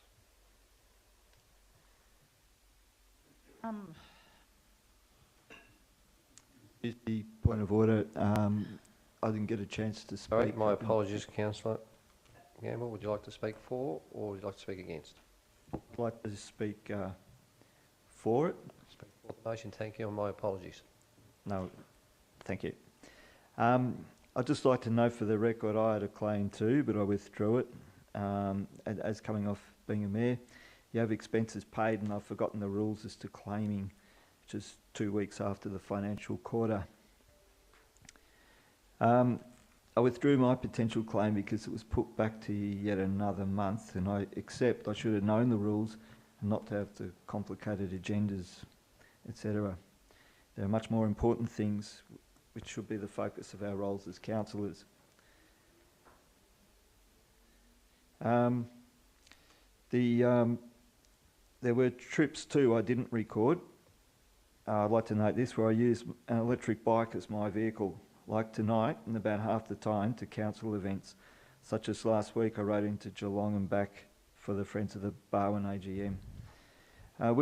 Wikipedia tells me a definition of a vehicle, as in vehicle expenses, includes bicycles.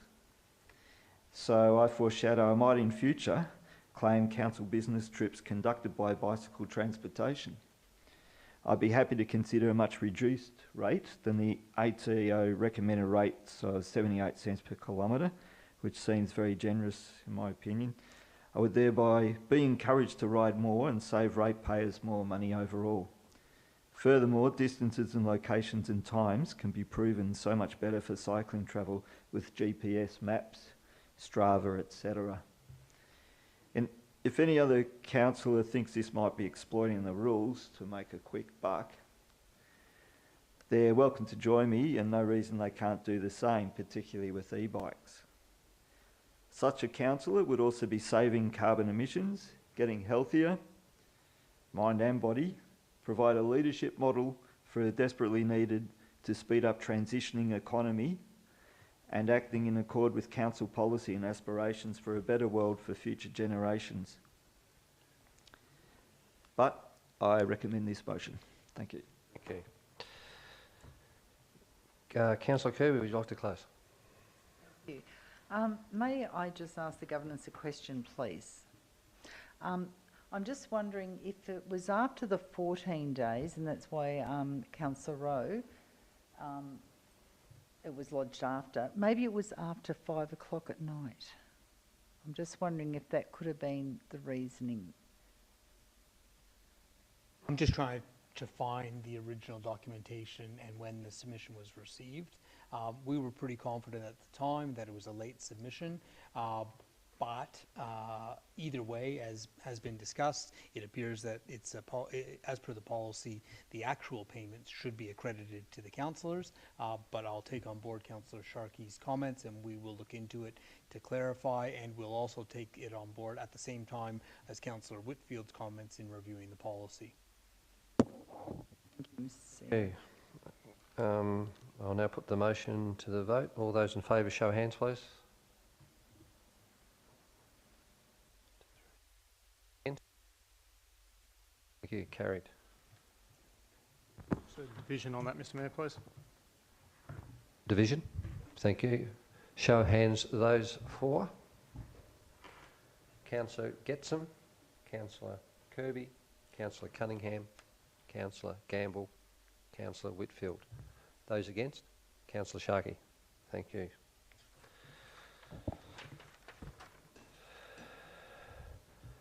Councillors, I refer you to page 32 of the recommendation for this report. Agenda item 7.6. Sorry. Oh, sorry, Councillor. Yep, my apologies.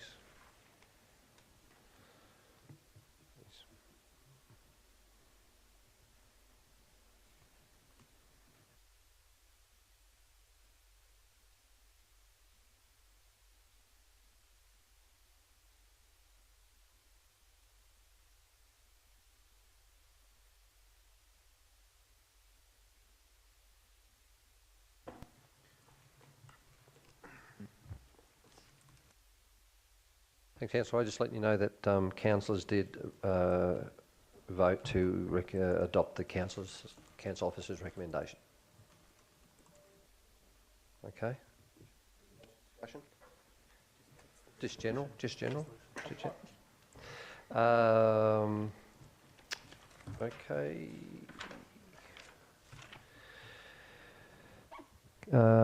Councillors, I refer you to page 32 of the recommendation for this report, which is 7.6, Instrument of Delegation, Council to Chief Executive Officer. Are there any questions to the Director? Councillor Rowe. Thank you. In the recommendation, I note point 2. The instrument comes into force immediately upon this resolution being made and is to be signed by the Council CEO and the Mayor. I just noticed in the document of conditions and limitations of S5, Instrument of Delegation, I just want to ask, is the date attached to that document correct?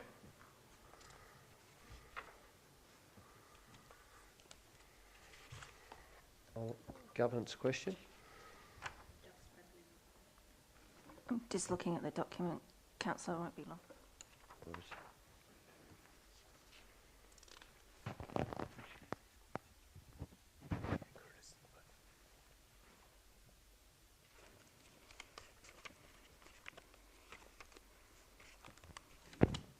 Officer Wright. So the date under the instrument of delegation and where it reads and declares that point 1, this instrument of delegation is authorised by a resolution of council passed on 28 March 2023. That's 28 February. We will correct that. Okay, thank you. As that will depend on when this resolution is made. Any further questions to the officer? If there's no further questions, can I ask for a move of this recommendation?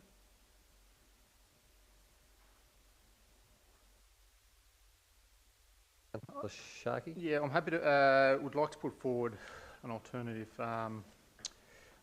motion to this. I've prepared an alternative motion. I've got that many pink slips in front of me here.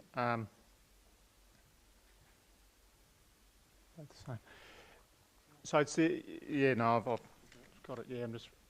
So this amendment, which is sort of an amendment to the recommendation,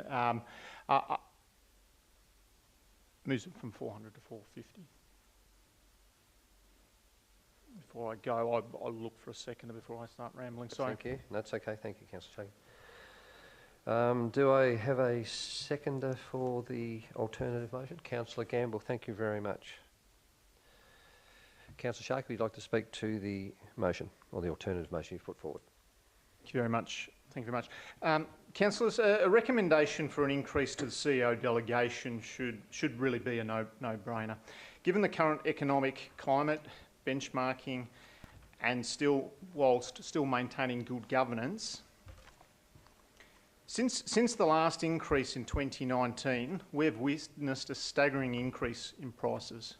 For instance, a shopping trolley worth $400 has now gone up to approximately $446 on CPI value. We are also mindful that construction and materials have even seen far higher increases than this. Therefore, the proposed increase to the CEO delegation proves necessary to support growth and facilitate more efficient decision-making for councillors into the future. It is essential to understand that increasing the delegation amount to 450, which is a 12% increase, will still enable us to review reports, award tenders and oversee good governance. The examples that are presented to us in the report are also, it's mindful to note that they're based on the past, and they don't account for those CPI increases which are referred to, and that's all happened obviously off the back or post-COVID. Doing nothing, councillors, will only make the decision harder for the next time, and we cannot afford to miss the opportunity to make the right decision today. It is imperative to appreciate that this increase will bring us in line with other council delegation amounts. Moreover, the instrument of delegation to the CEO must be remade periodically to ensure it remains up to date and captures powers made or amended from previous council decisions.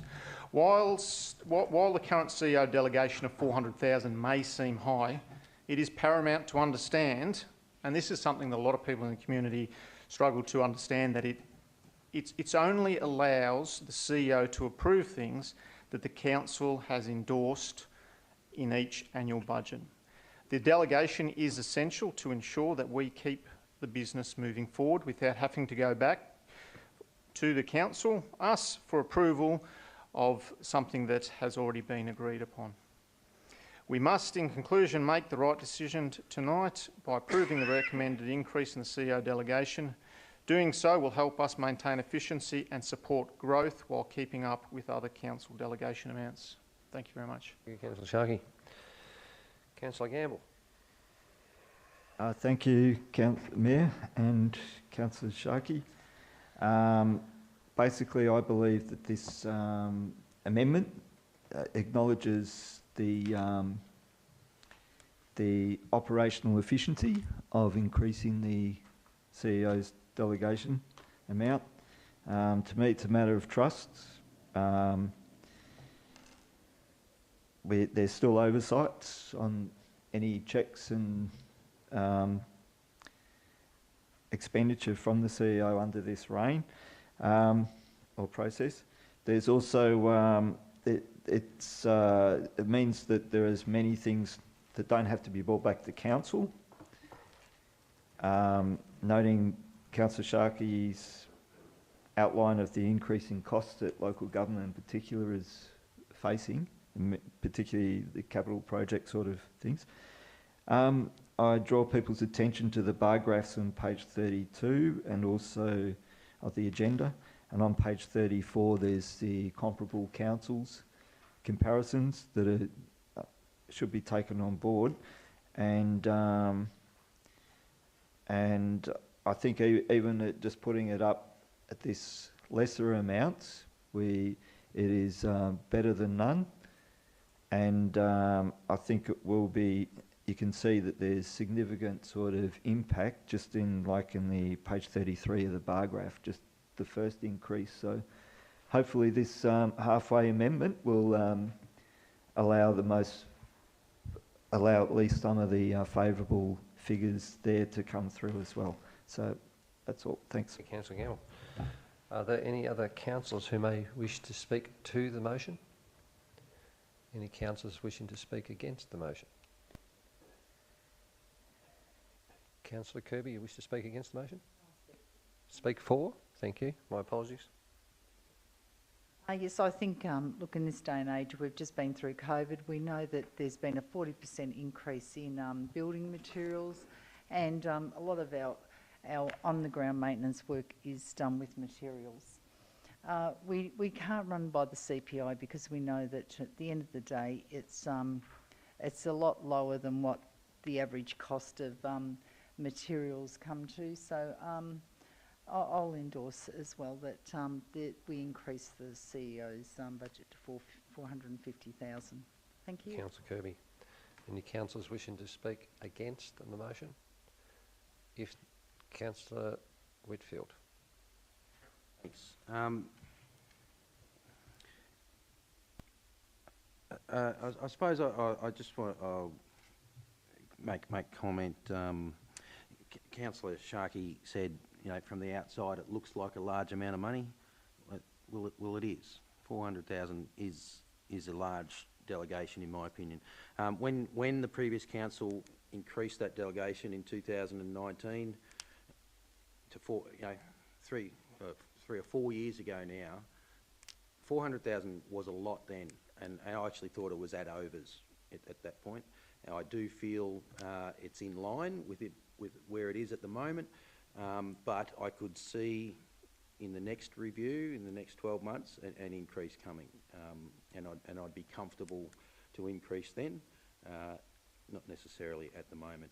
The more we increase, the expectation from public, whether it's organisationally efficient or not, the expectation is that the council is overseeing large spending. Yes, it might be more efficient to delegate to the CEO, but I believe that we should be not eroding our role and doing what's expected of us.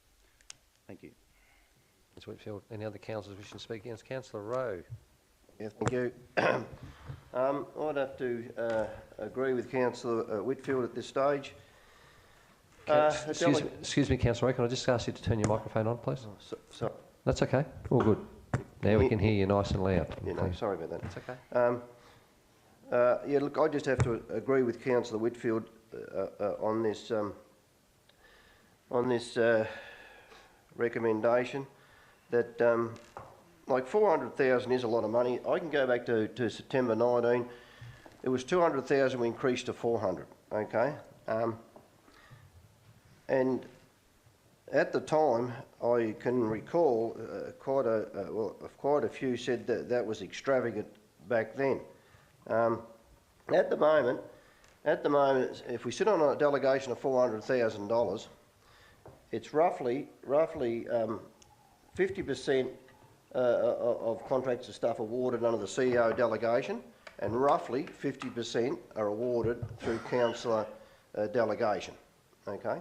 Now I haven't got the modelling. I haven't got the modelling here for 450,000, but if you go to 500,000, it works out that 43 contracts are awarded under CEO delegation, and only 19 are awarded by council resolution. So it's nearly double then when you go to 500, but I haven't got the figures in between. So that'll just give you an idea, and I think it's only fair, leave it at $400,000, and council can award about 50%, and so can the CEO. Okay. Otherwise, what's the purpose of us as councillors if we're going to give all this delegation away to a CEO? We might as well not even be here. Okay. Might as well not even be here. So that's all I'd like to say. Thank you. Councillor Sharkey, I will ask you to close. Thank you very much. Thank you very much, Mayor Cunningham. I take on board some of the comments made there in opposition to this, but Councillor Whitfield made now's not the time, but when we review this in 12 months' time, probably would be. I agree. I partly agree with that sentiment, and to be honest, I felt, given the reports and all that, that CEO delegation should have possibly moved to 500,000 to be in line with other councils. As Councillor Gamble sort of said, it is based on trust as well to your CEO to delegate that to. We may lose the CEO next week, somebody else may come in, and we have the delegated power to remove that back, and it is based on trust.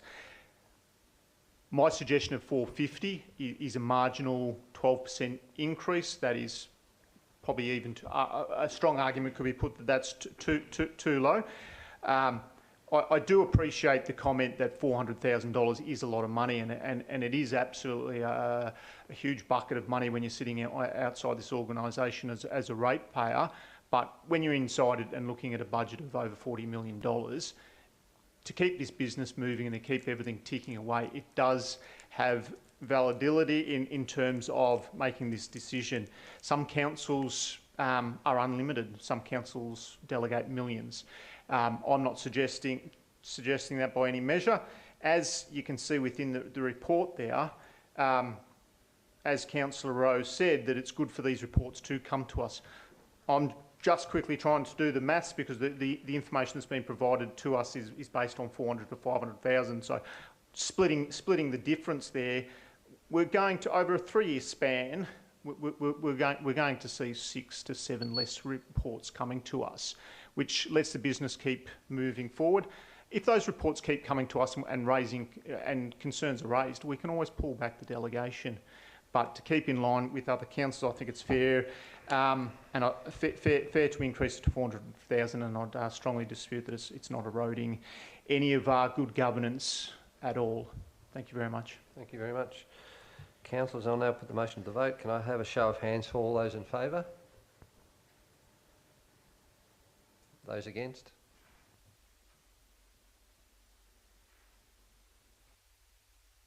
Two. Okay, can I please have a show of hands for all those in favour? Those against? Carried, thank you. Councillors, I refer you please to page 48 of the agenda for the recommendation for this report, which is Government Rules Review. Are there any questions to the Director?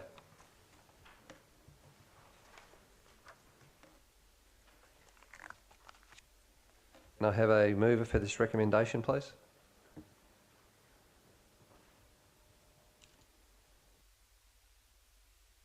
Councillors, can I please ask for a mover for this recommendation? Councillor Kirby, thank you. Councillor Sharkey, can I have you as a seconder? Yep. So what? I think you referred to page 40. That's Sorry, okay. I got lost in the page. 7.7, page 40. Okay, all good. Councillor Sharkey, you're happy to second the motion? Thank you. Thank you, I appreciate that. Councillor Kirby, would you like to speak to the motion, please? So what we're doing is the recommendation is to endorse the changes made to the governance rules for the purpose of going out for the community for engagement. Some of the items that are on the agenda,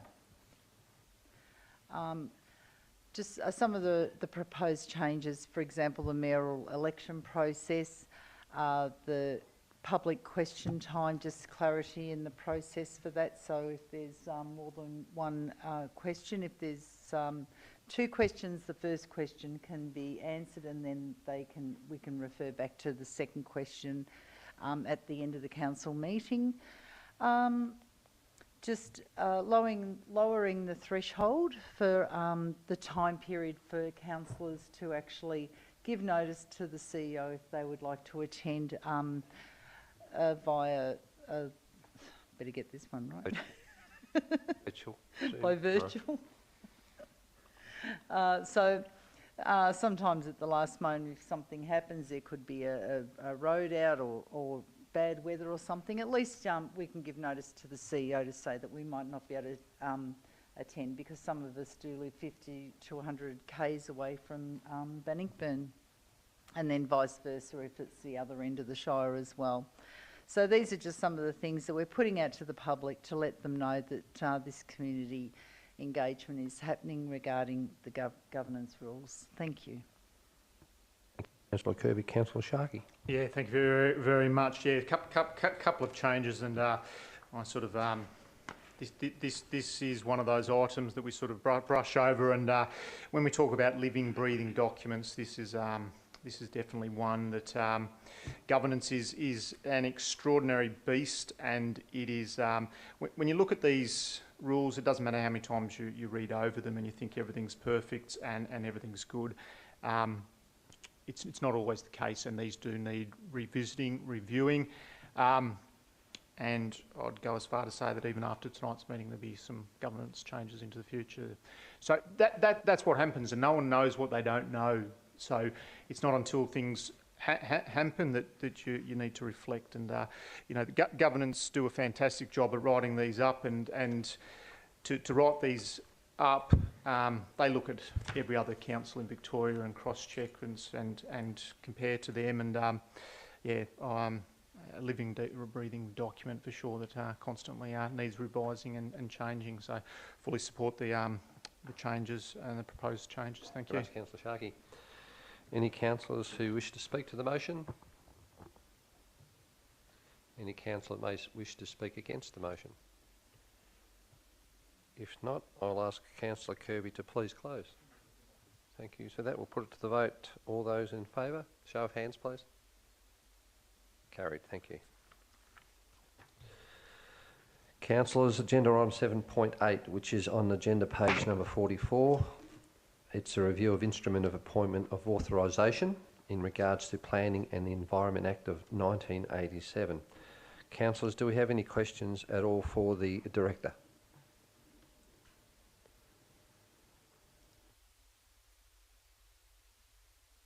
Councillors, can I please ask for a removal of the recommendation?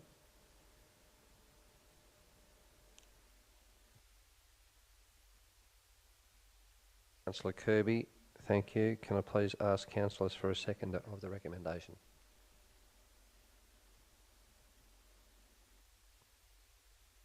Councillor Sharkey, once again, thank you. I'll still, Councillor, get some thunder, but I'll second it. All right, thank you. Councillor Kirby would like to speak to the motion. This is just referring the powers to make sure that the delegated people are authorised to sign off on any of the important documents that might come before the Planning and Environment Act of 1987. So it just means that as a new person might leave the organisation, or someone might step up into a higher role, that they're actually on the list. So this is just a matter of us signing it off as a council. Thank you. Thank you, Councillor Kirby. Councillor Sharkey. Thank you very much, Mayor Cunningham. Again, this is one of those procedural items that comes for us, and one of those items that no one wants to obviously jump out of the skin to move or second, but it is fairly straightforward and simple in nature, and keeps us in line with everything that we should be in line with. It's fairly simple and straightforward. So happy to endorse the recommendation that's put forward there, Mayor Cunningham. Thank you. Very much, Councillor Sharkey. Do we have any councillors who wish to speak to the motion? Any councillors who may wish to speak against the motion? If not, I'll ask Councillor Kirby to close. You can put the vote. Thank you very much. Thank you. Councillors, I'll put this motion to the vote. Can I have a show of hands in favour? Those for? Carried. Thank you very much.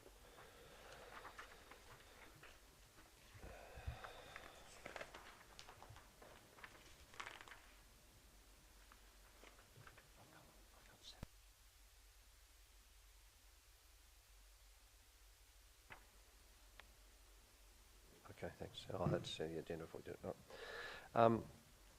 Councillors, I'll just bring your attention to the next agenda items which we've got en bloc resolution. Tonight we'll be introducing the use of en bloc resolutions in accordance with Council governance rules. Council may consider agenda items en bloc, meaning that they are considered and resolved in a group rather than individual items. This may be used where motions note actions already taken and do not commit Council for any further action, spending or changes to the policy, or relate to planning or third-party statutory rights. Councillors, the items that are proposed that we consider on block tonight are Agenda item 7.9, Local Government Performance Reporting and Framework, 6-monthly report. Agenda item 7.10, Council Plan for 2021 to 2025, implementation of Quarter 2. Agenda item 7.11, Quarter 2 Finance Report. And finally, agenda item 7.12, Audit and Risk Committee Report for 14th of February 2023. Councillors, do we have any questions regarding any of those items?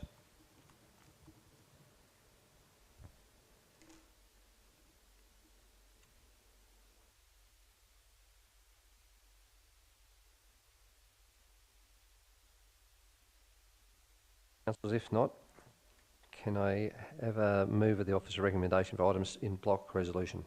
Can I please have a mover? Councillor Whitfield, thank you very much. Can I please have a seconder? Councillor Gamble, thank you very much. Councillor Whitfield, would you like to speak to any of these items? Yes, thanks, Mr Mayor. I'll pick on the council plan if that's all right, and perhaps other councillors might touch on the others. So progress for the second quarter of Year 2 of the 2021-2025 council plan has continued across all pillars of the plan. Areas of community, livability, sustainability and prosperity, with the additional theme in leadership, are progressing well, and we are on track to see a successfully completed council plan in 2025. If I break them down a bit, the roads and drainage programs are making inroads, pun intended, from the flood setback and the grading program, and the grading program will recommence in April. Yeah, I've tickled my own funny bone with that one. The recreational reserve projects have been very successful. Rokewood netball courts are under construction. The preliminary designs for the Rokewood hub is well advanced, and the Ross Creek play space has been completed. Under the governance pillar, the 2020 Local Government Act has been fully implemented. Continual improvements of governance rules have been identified, as we just saw. Full audit and review of delegations and authorisations completed, ensuring that officers have the required authorisation to fulfil their responsibilities. Review of the Freedom of Information Part 2 statement completed and updated and published on our website. There is also a local Pathways to Employment program. Council is in partnership with LG Pro, and the 3 trainees that are working with Council are fitting right in and making great contributions. So that's a really good program, working well. There's also very good progress in the Growing Places strategy. The Teesdale flood study is nearing the public consultation phase. The first round of the Berryback Wind Farm grants have been delivered. An interesting program, the Super Veggie 4, the 30-day challenge, occurred at 6 events and with the participation of 190 children that registered. Just last week I attended the online initial phase of the Unpacking the Man Box program. So it's begun, and expressions of interest are still open to those who'd like to join and complete that program. So overall, the council plan in all pillars is progressing very well. Thanks, Mr Mayor. Very much. Councillor Gamble. Thank you. Yeah, I've also like to speak to the council plan implementation. It's basically a quarterly progress report, so there's quite a lot of things, as you'd expect with a busy and progressive council as ours is, to report on. Some of the things I've pulled out include the implementation of actions such as the mental health first aid, preparation and completion of the municipal emergency management plan. Our RAP project too, the Reflect RAP, has been accredited, and work associated with this will continue. There's good work in the arts and culture heritage area as well. The impacts of bad weather have been reflected in holding up the progress of things such as sealing the roads, but there's also note there's been plenty of progress even on the roads front, such as the commencement of roadworks and a new bus stop and intersection works in Teesdale, along with the completion of the Don Wallace Master Plan, as I mentioned earlier. And of course there's been a massive increase in roads and drainage maintenance, and we shouldn't forget our council officers that have been, particularly the outdoor work staff, that have been under a lot of pressure and demand for their services, sometimes in extraordinary circumstances when we'd rather be doing other things, and I'm sure they would too. So yeah, just a shout out to those outdoor staff that have been doing the best job they can under difficult circumstances, as has been common across a lot of eastern border of Australia. So overall, it's really pleasing, and it's great to read all of that detail because there's a lot of it there, and it's there in the agenda attachments for anybody to read later on. Thank you. Thank you, Councillor Gamble. Are there any other councillors who may wish to speak to any of the items? Councillor Rowe, thank you. Thanks, Mr. Mayor. I'd just like to speak in relation to the audit report that I attended. There was comment made on the outstanding audit actions relating to the tree management from the other day, and this item was listed tonight as 7.3 and has been dealt with. There was three actions brought to the audit and risk. Number one was management to organise an additional audit and risk committee meeting for October to present the VARGO end of the year audit, financial statements and management letter.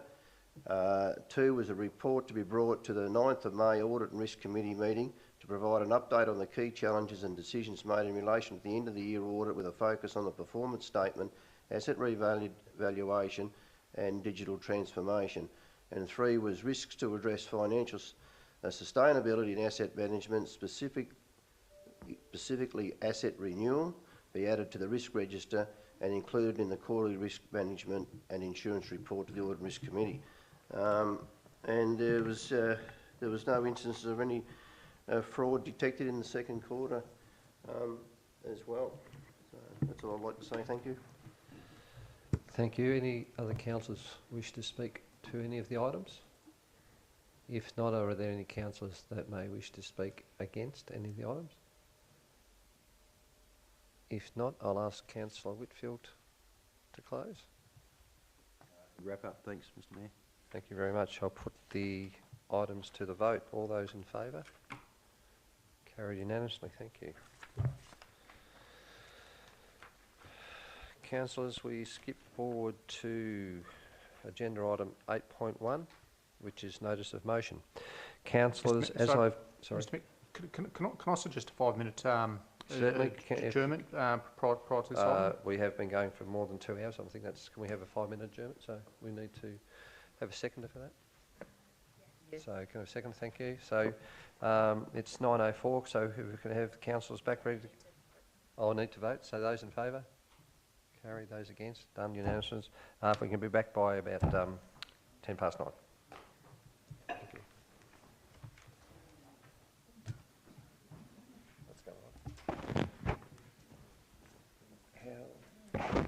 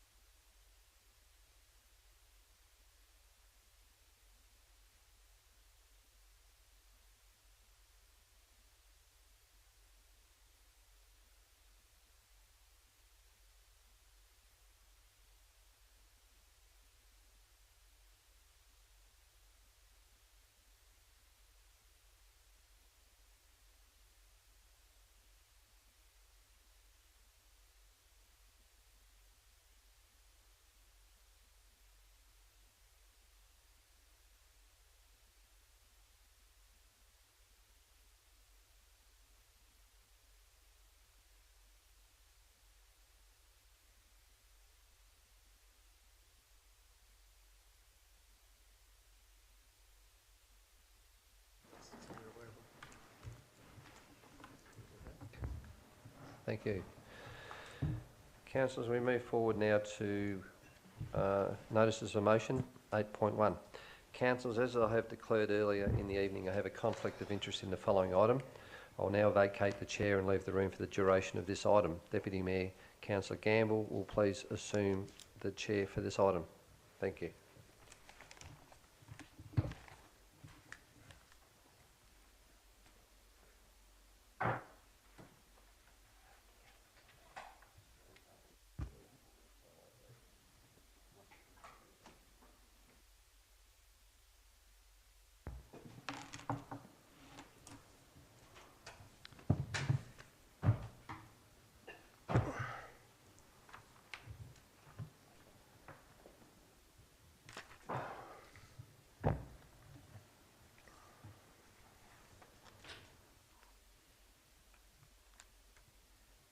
Notice of motion. Item 8.1, surplus land north of Bannockburn Recreation Project. We have a notice of motion for consideration tonight submitted by Councillor Les Rowe. The motion is that Council determined that the land declared as surplus at the meeting of March 2021, situated north of the Bannockburn Recreation Precinct, 3.5 hectares, is necessary for the future community needs and do not proceed to subdivision and sale at this time. Councillor Rowe, would you like to move the motion, please? Yeah, I'd like to move the motion that you just mentioned of. I won't read it out again. Okay. The rationale for this motion. Council ultimately decided. Yeah. Excuse me, Councillor Rowe. Yeah, sorry, I made a mistake with the meeting procedure. So we need a seconder to begin the. Yeah, do we have a seconder for the motion? Councillor Getson, thank you. So Councillor Rowe, you have 3 minutes to introduce the motion by indicates intent or the desired outcome. But so you're welcome to proceed. That's the right procedure. Okay. Okay. The rationale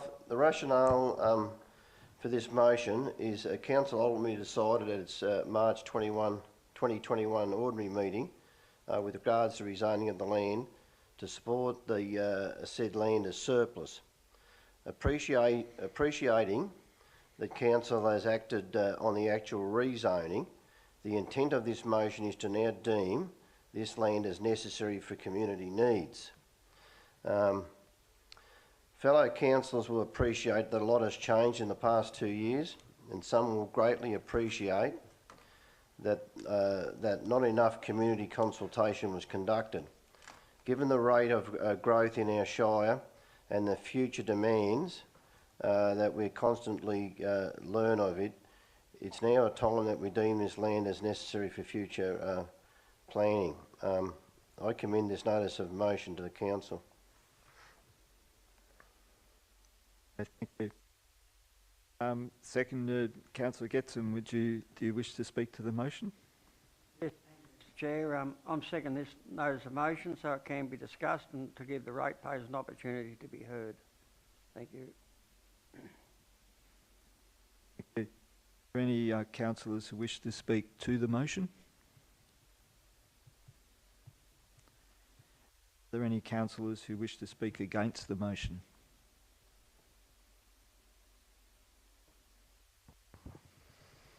Councillor Shark. Yeah, thank you very much, Mr. Chair. I'd like to express my strong belief in good planning and the importance of making informed decisions. As we consider the motion that has come before us, I urge you to carefully consider the potential consequences of our actions.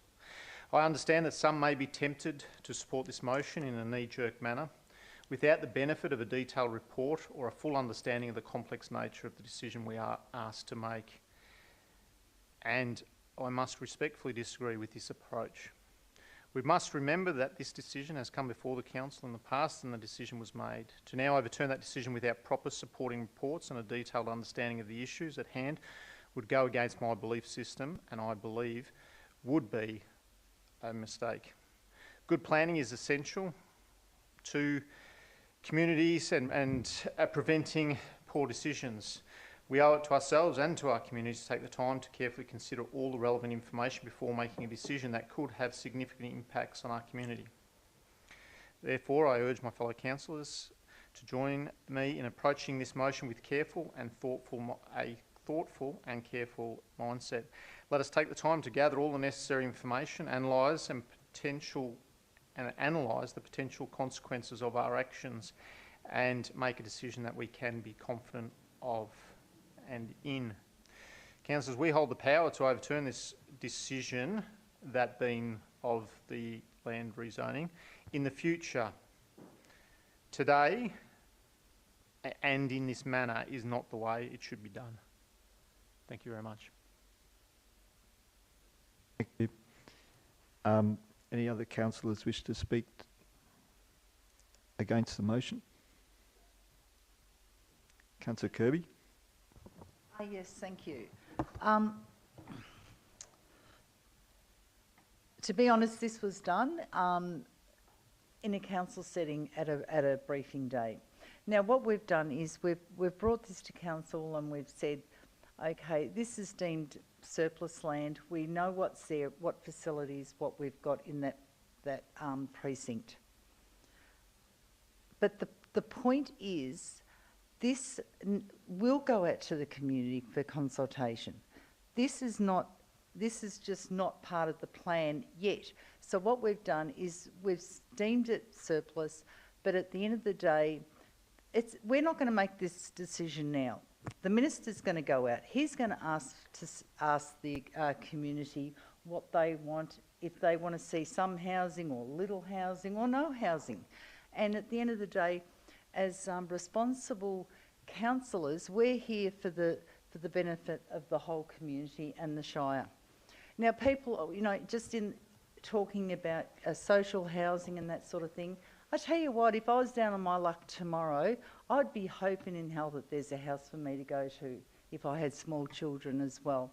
So, people can be very, very narrow-minded when it comes to all sorts of different things in society. No one's perfect. My colour blood is the same as your colour blood. Doesn't matter how high you are on the spectrum. But believe us, we're going through this ordeal and we're thinking of the community, but we're trying to think of the best way to deal with it. And it doesn't mean just putting it out there to the community now, everyone rushing with ideas, because at the end of the day, Bannockburn is growing, growing and growing by the day. So us as a council group just want to make the best recommendation we can. We've put it through to the minister. Let's see what comes back when the community consultation goes out from the minister and comes back to us as a council. We don't have to make that decision straight away. This can be 5 years' time, 10 years' time. So at the end of the day, we know that there is going to be a lot of growth in Bannockburn South. We're going to have 20-odd thousand people in that 8,000 people in that vicinity. And then Geelong's going to be on our border with another nearly 100,000 people. So, it was 20,000.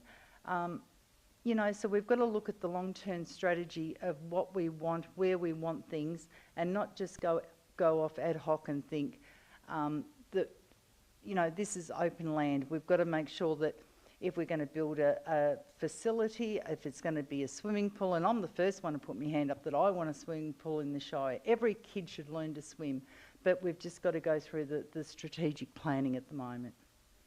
Thank you. Thank you. Is there any other councillors who are still able to speak that would like to speak on the motion?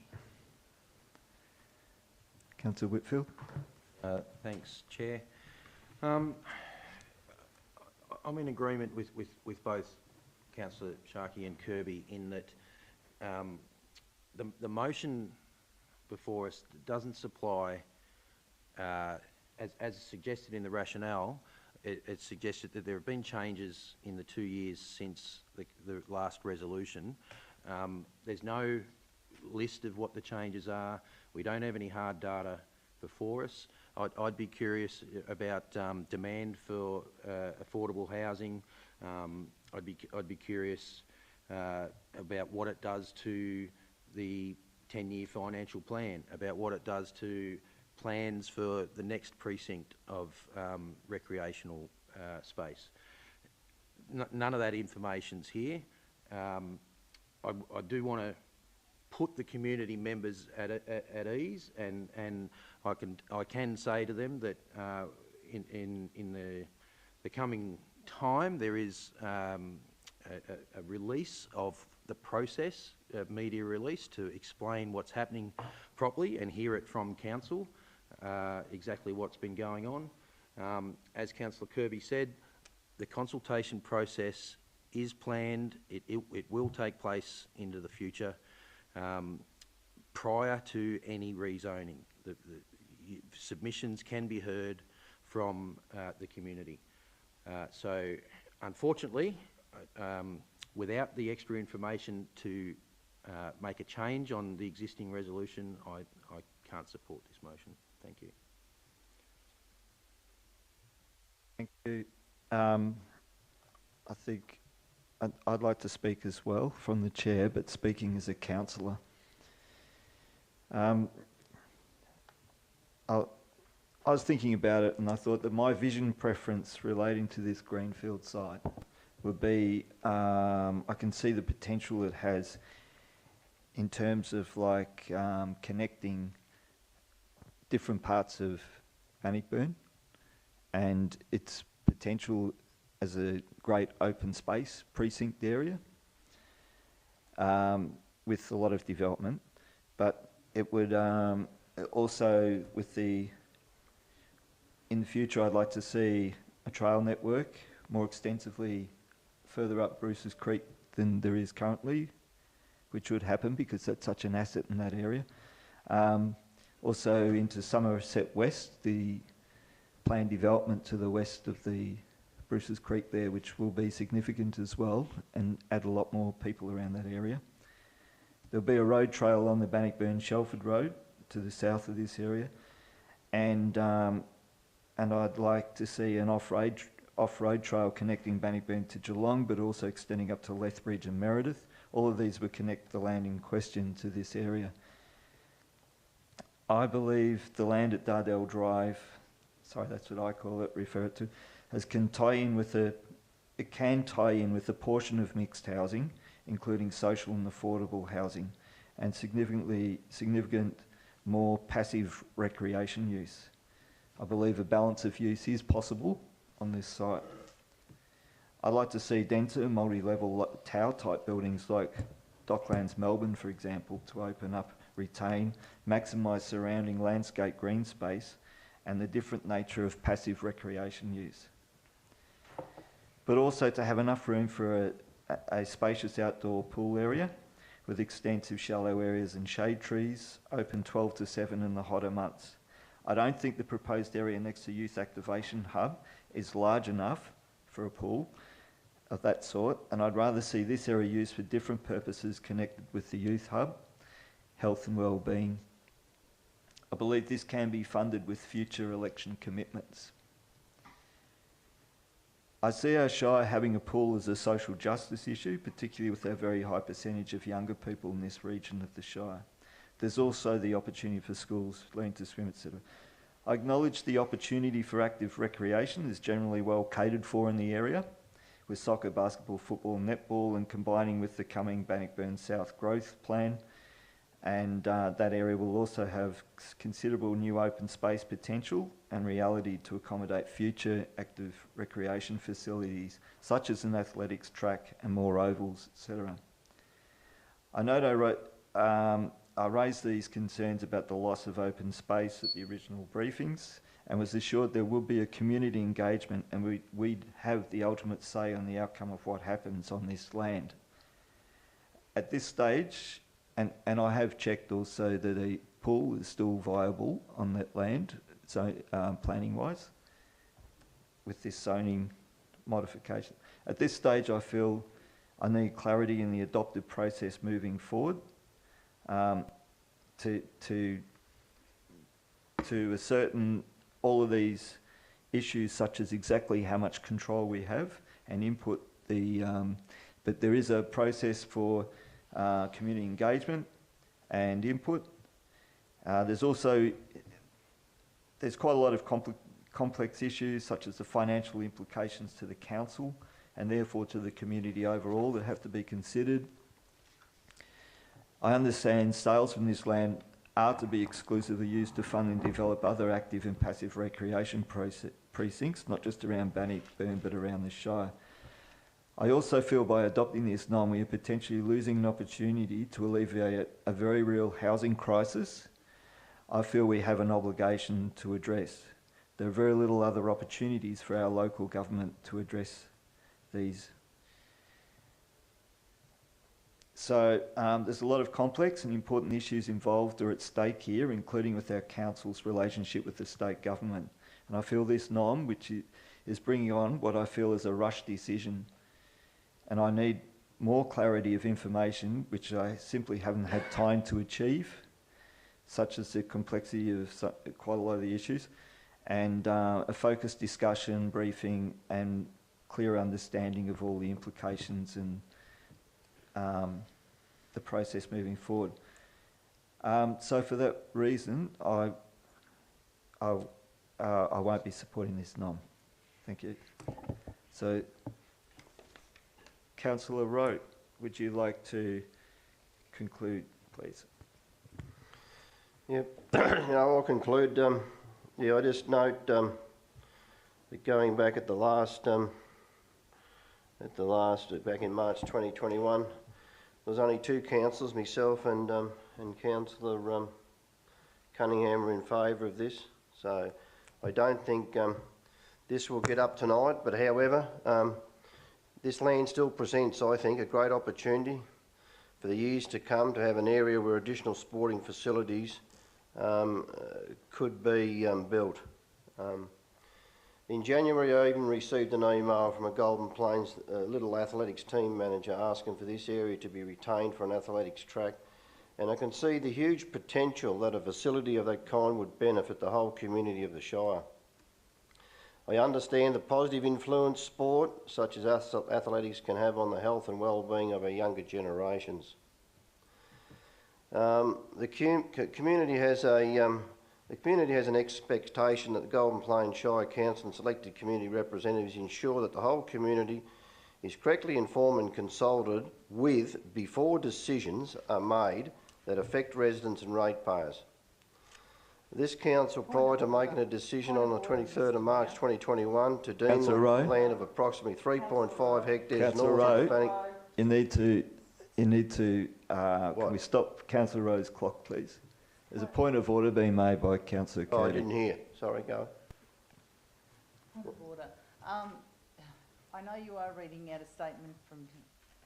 I know you are reading out a statement, but if you were to look on the plans, you will see that what you're proposing there is already proposed in the upcoming plan. Councillor Kirby, you need to have a particular reason to so I think he's raise the gone point off of order. point. Councillor. So relevance? Irrelevance, yes. Okay. I'll move on again. I'll change a little subject. This parcel of land is in close proximity to the Peter 12 College and the Catholic Primary School, of which both principals of the respective schools considered it ideal for future development and other community facilities. It should be retained as an overall part of the recreation precedent rather than sold off for housing development. Once the development of the land west of Bruce's Creek of approximately 300 acres goes ahead, we will definitely need this space. It's only a hen's run from this new development.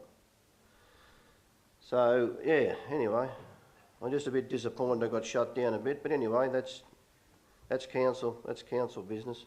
That's what happens sometimes. Anyway, I hope that fellow councillors can see some merit maybe they don't, but anyway, I will be supporting this motion tonight anyway. Thank you. Thanks, Councillor Rose. Sorry, there was no ill will intended with trying to sort a point of order out, which is Councillor Kirby's right to raise.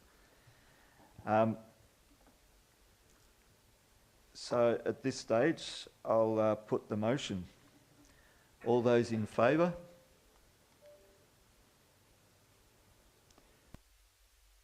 And all those against? The motion is lost.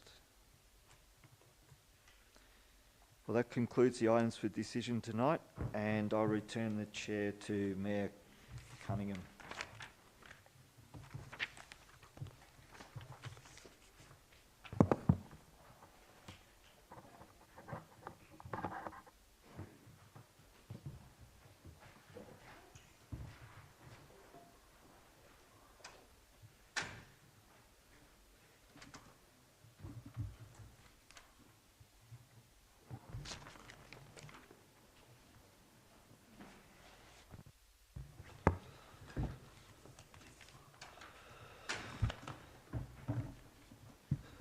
Thank you, councillors, and thank you,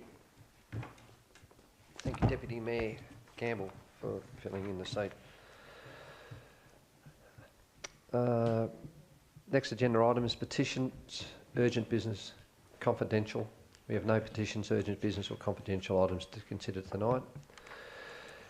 Councillors, as there being no further items of business, I declare the meeting closed at 9:31. Thank you, councillors, officers and the community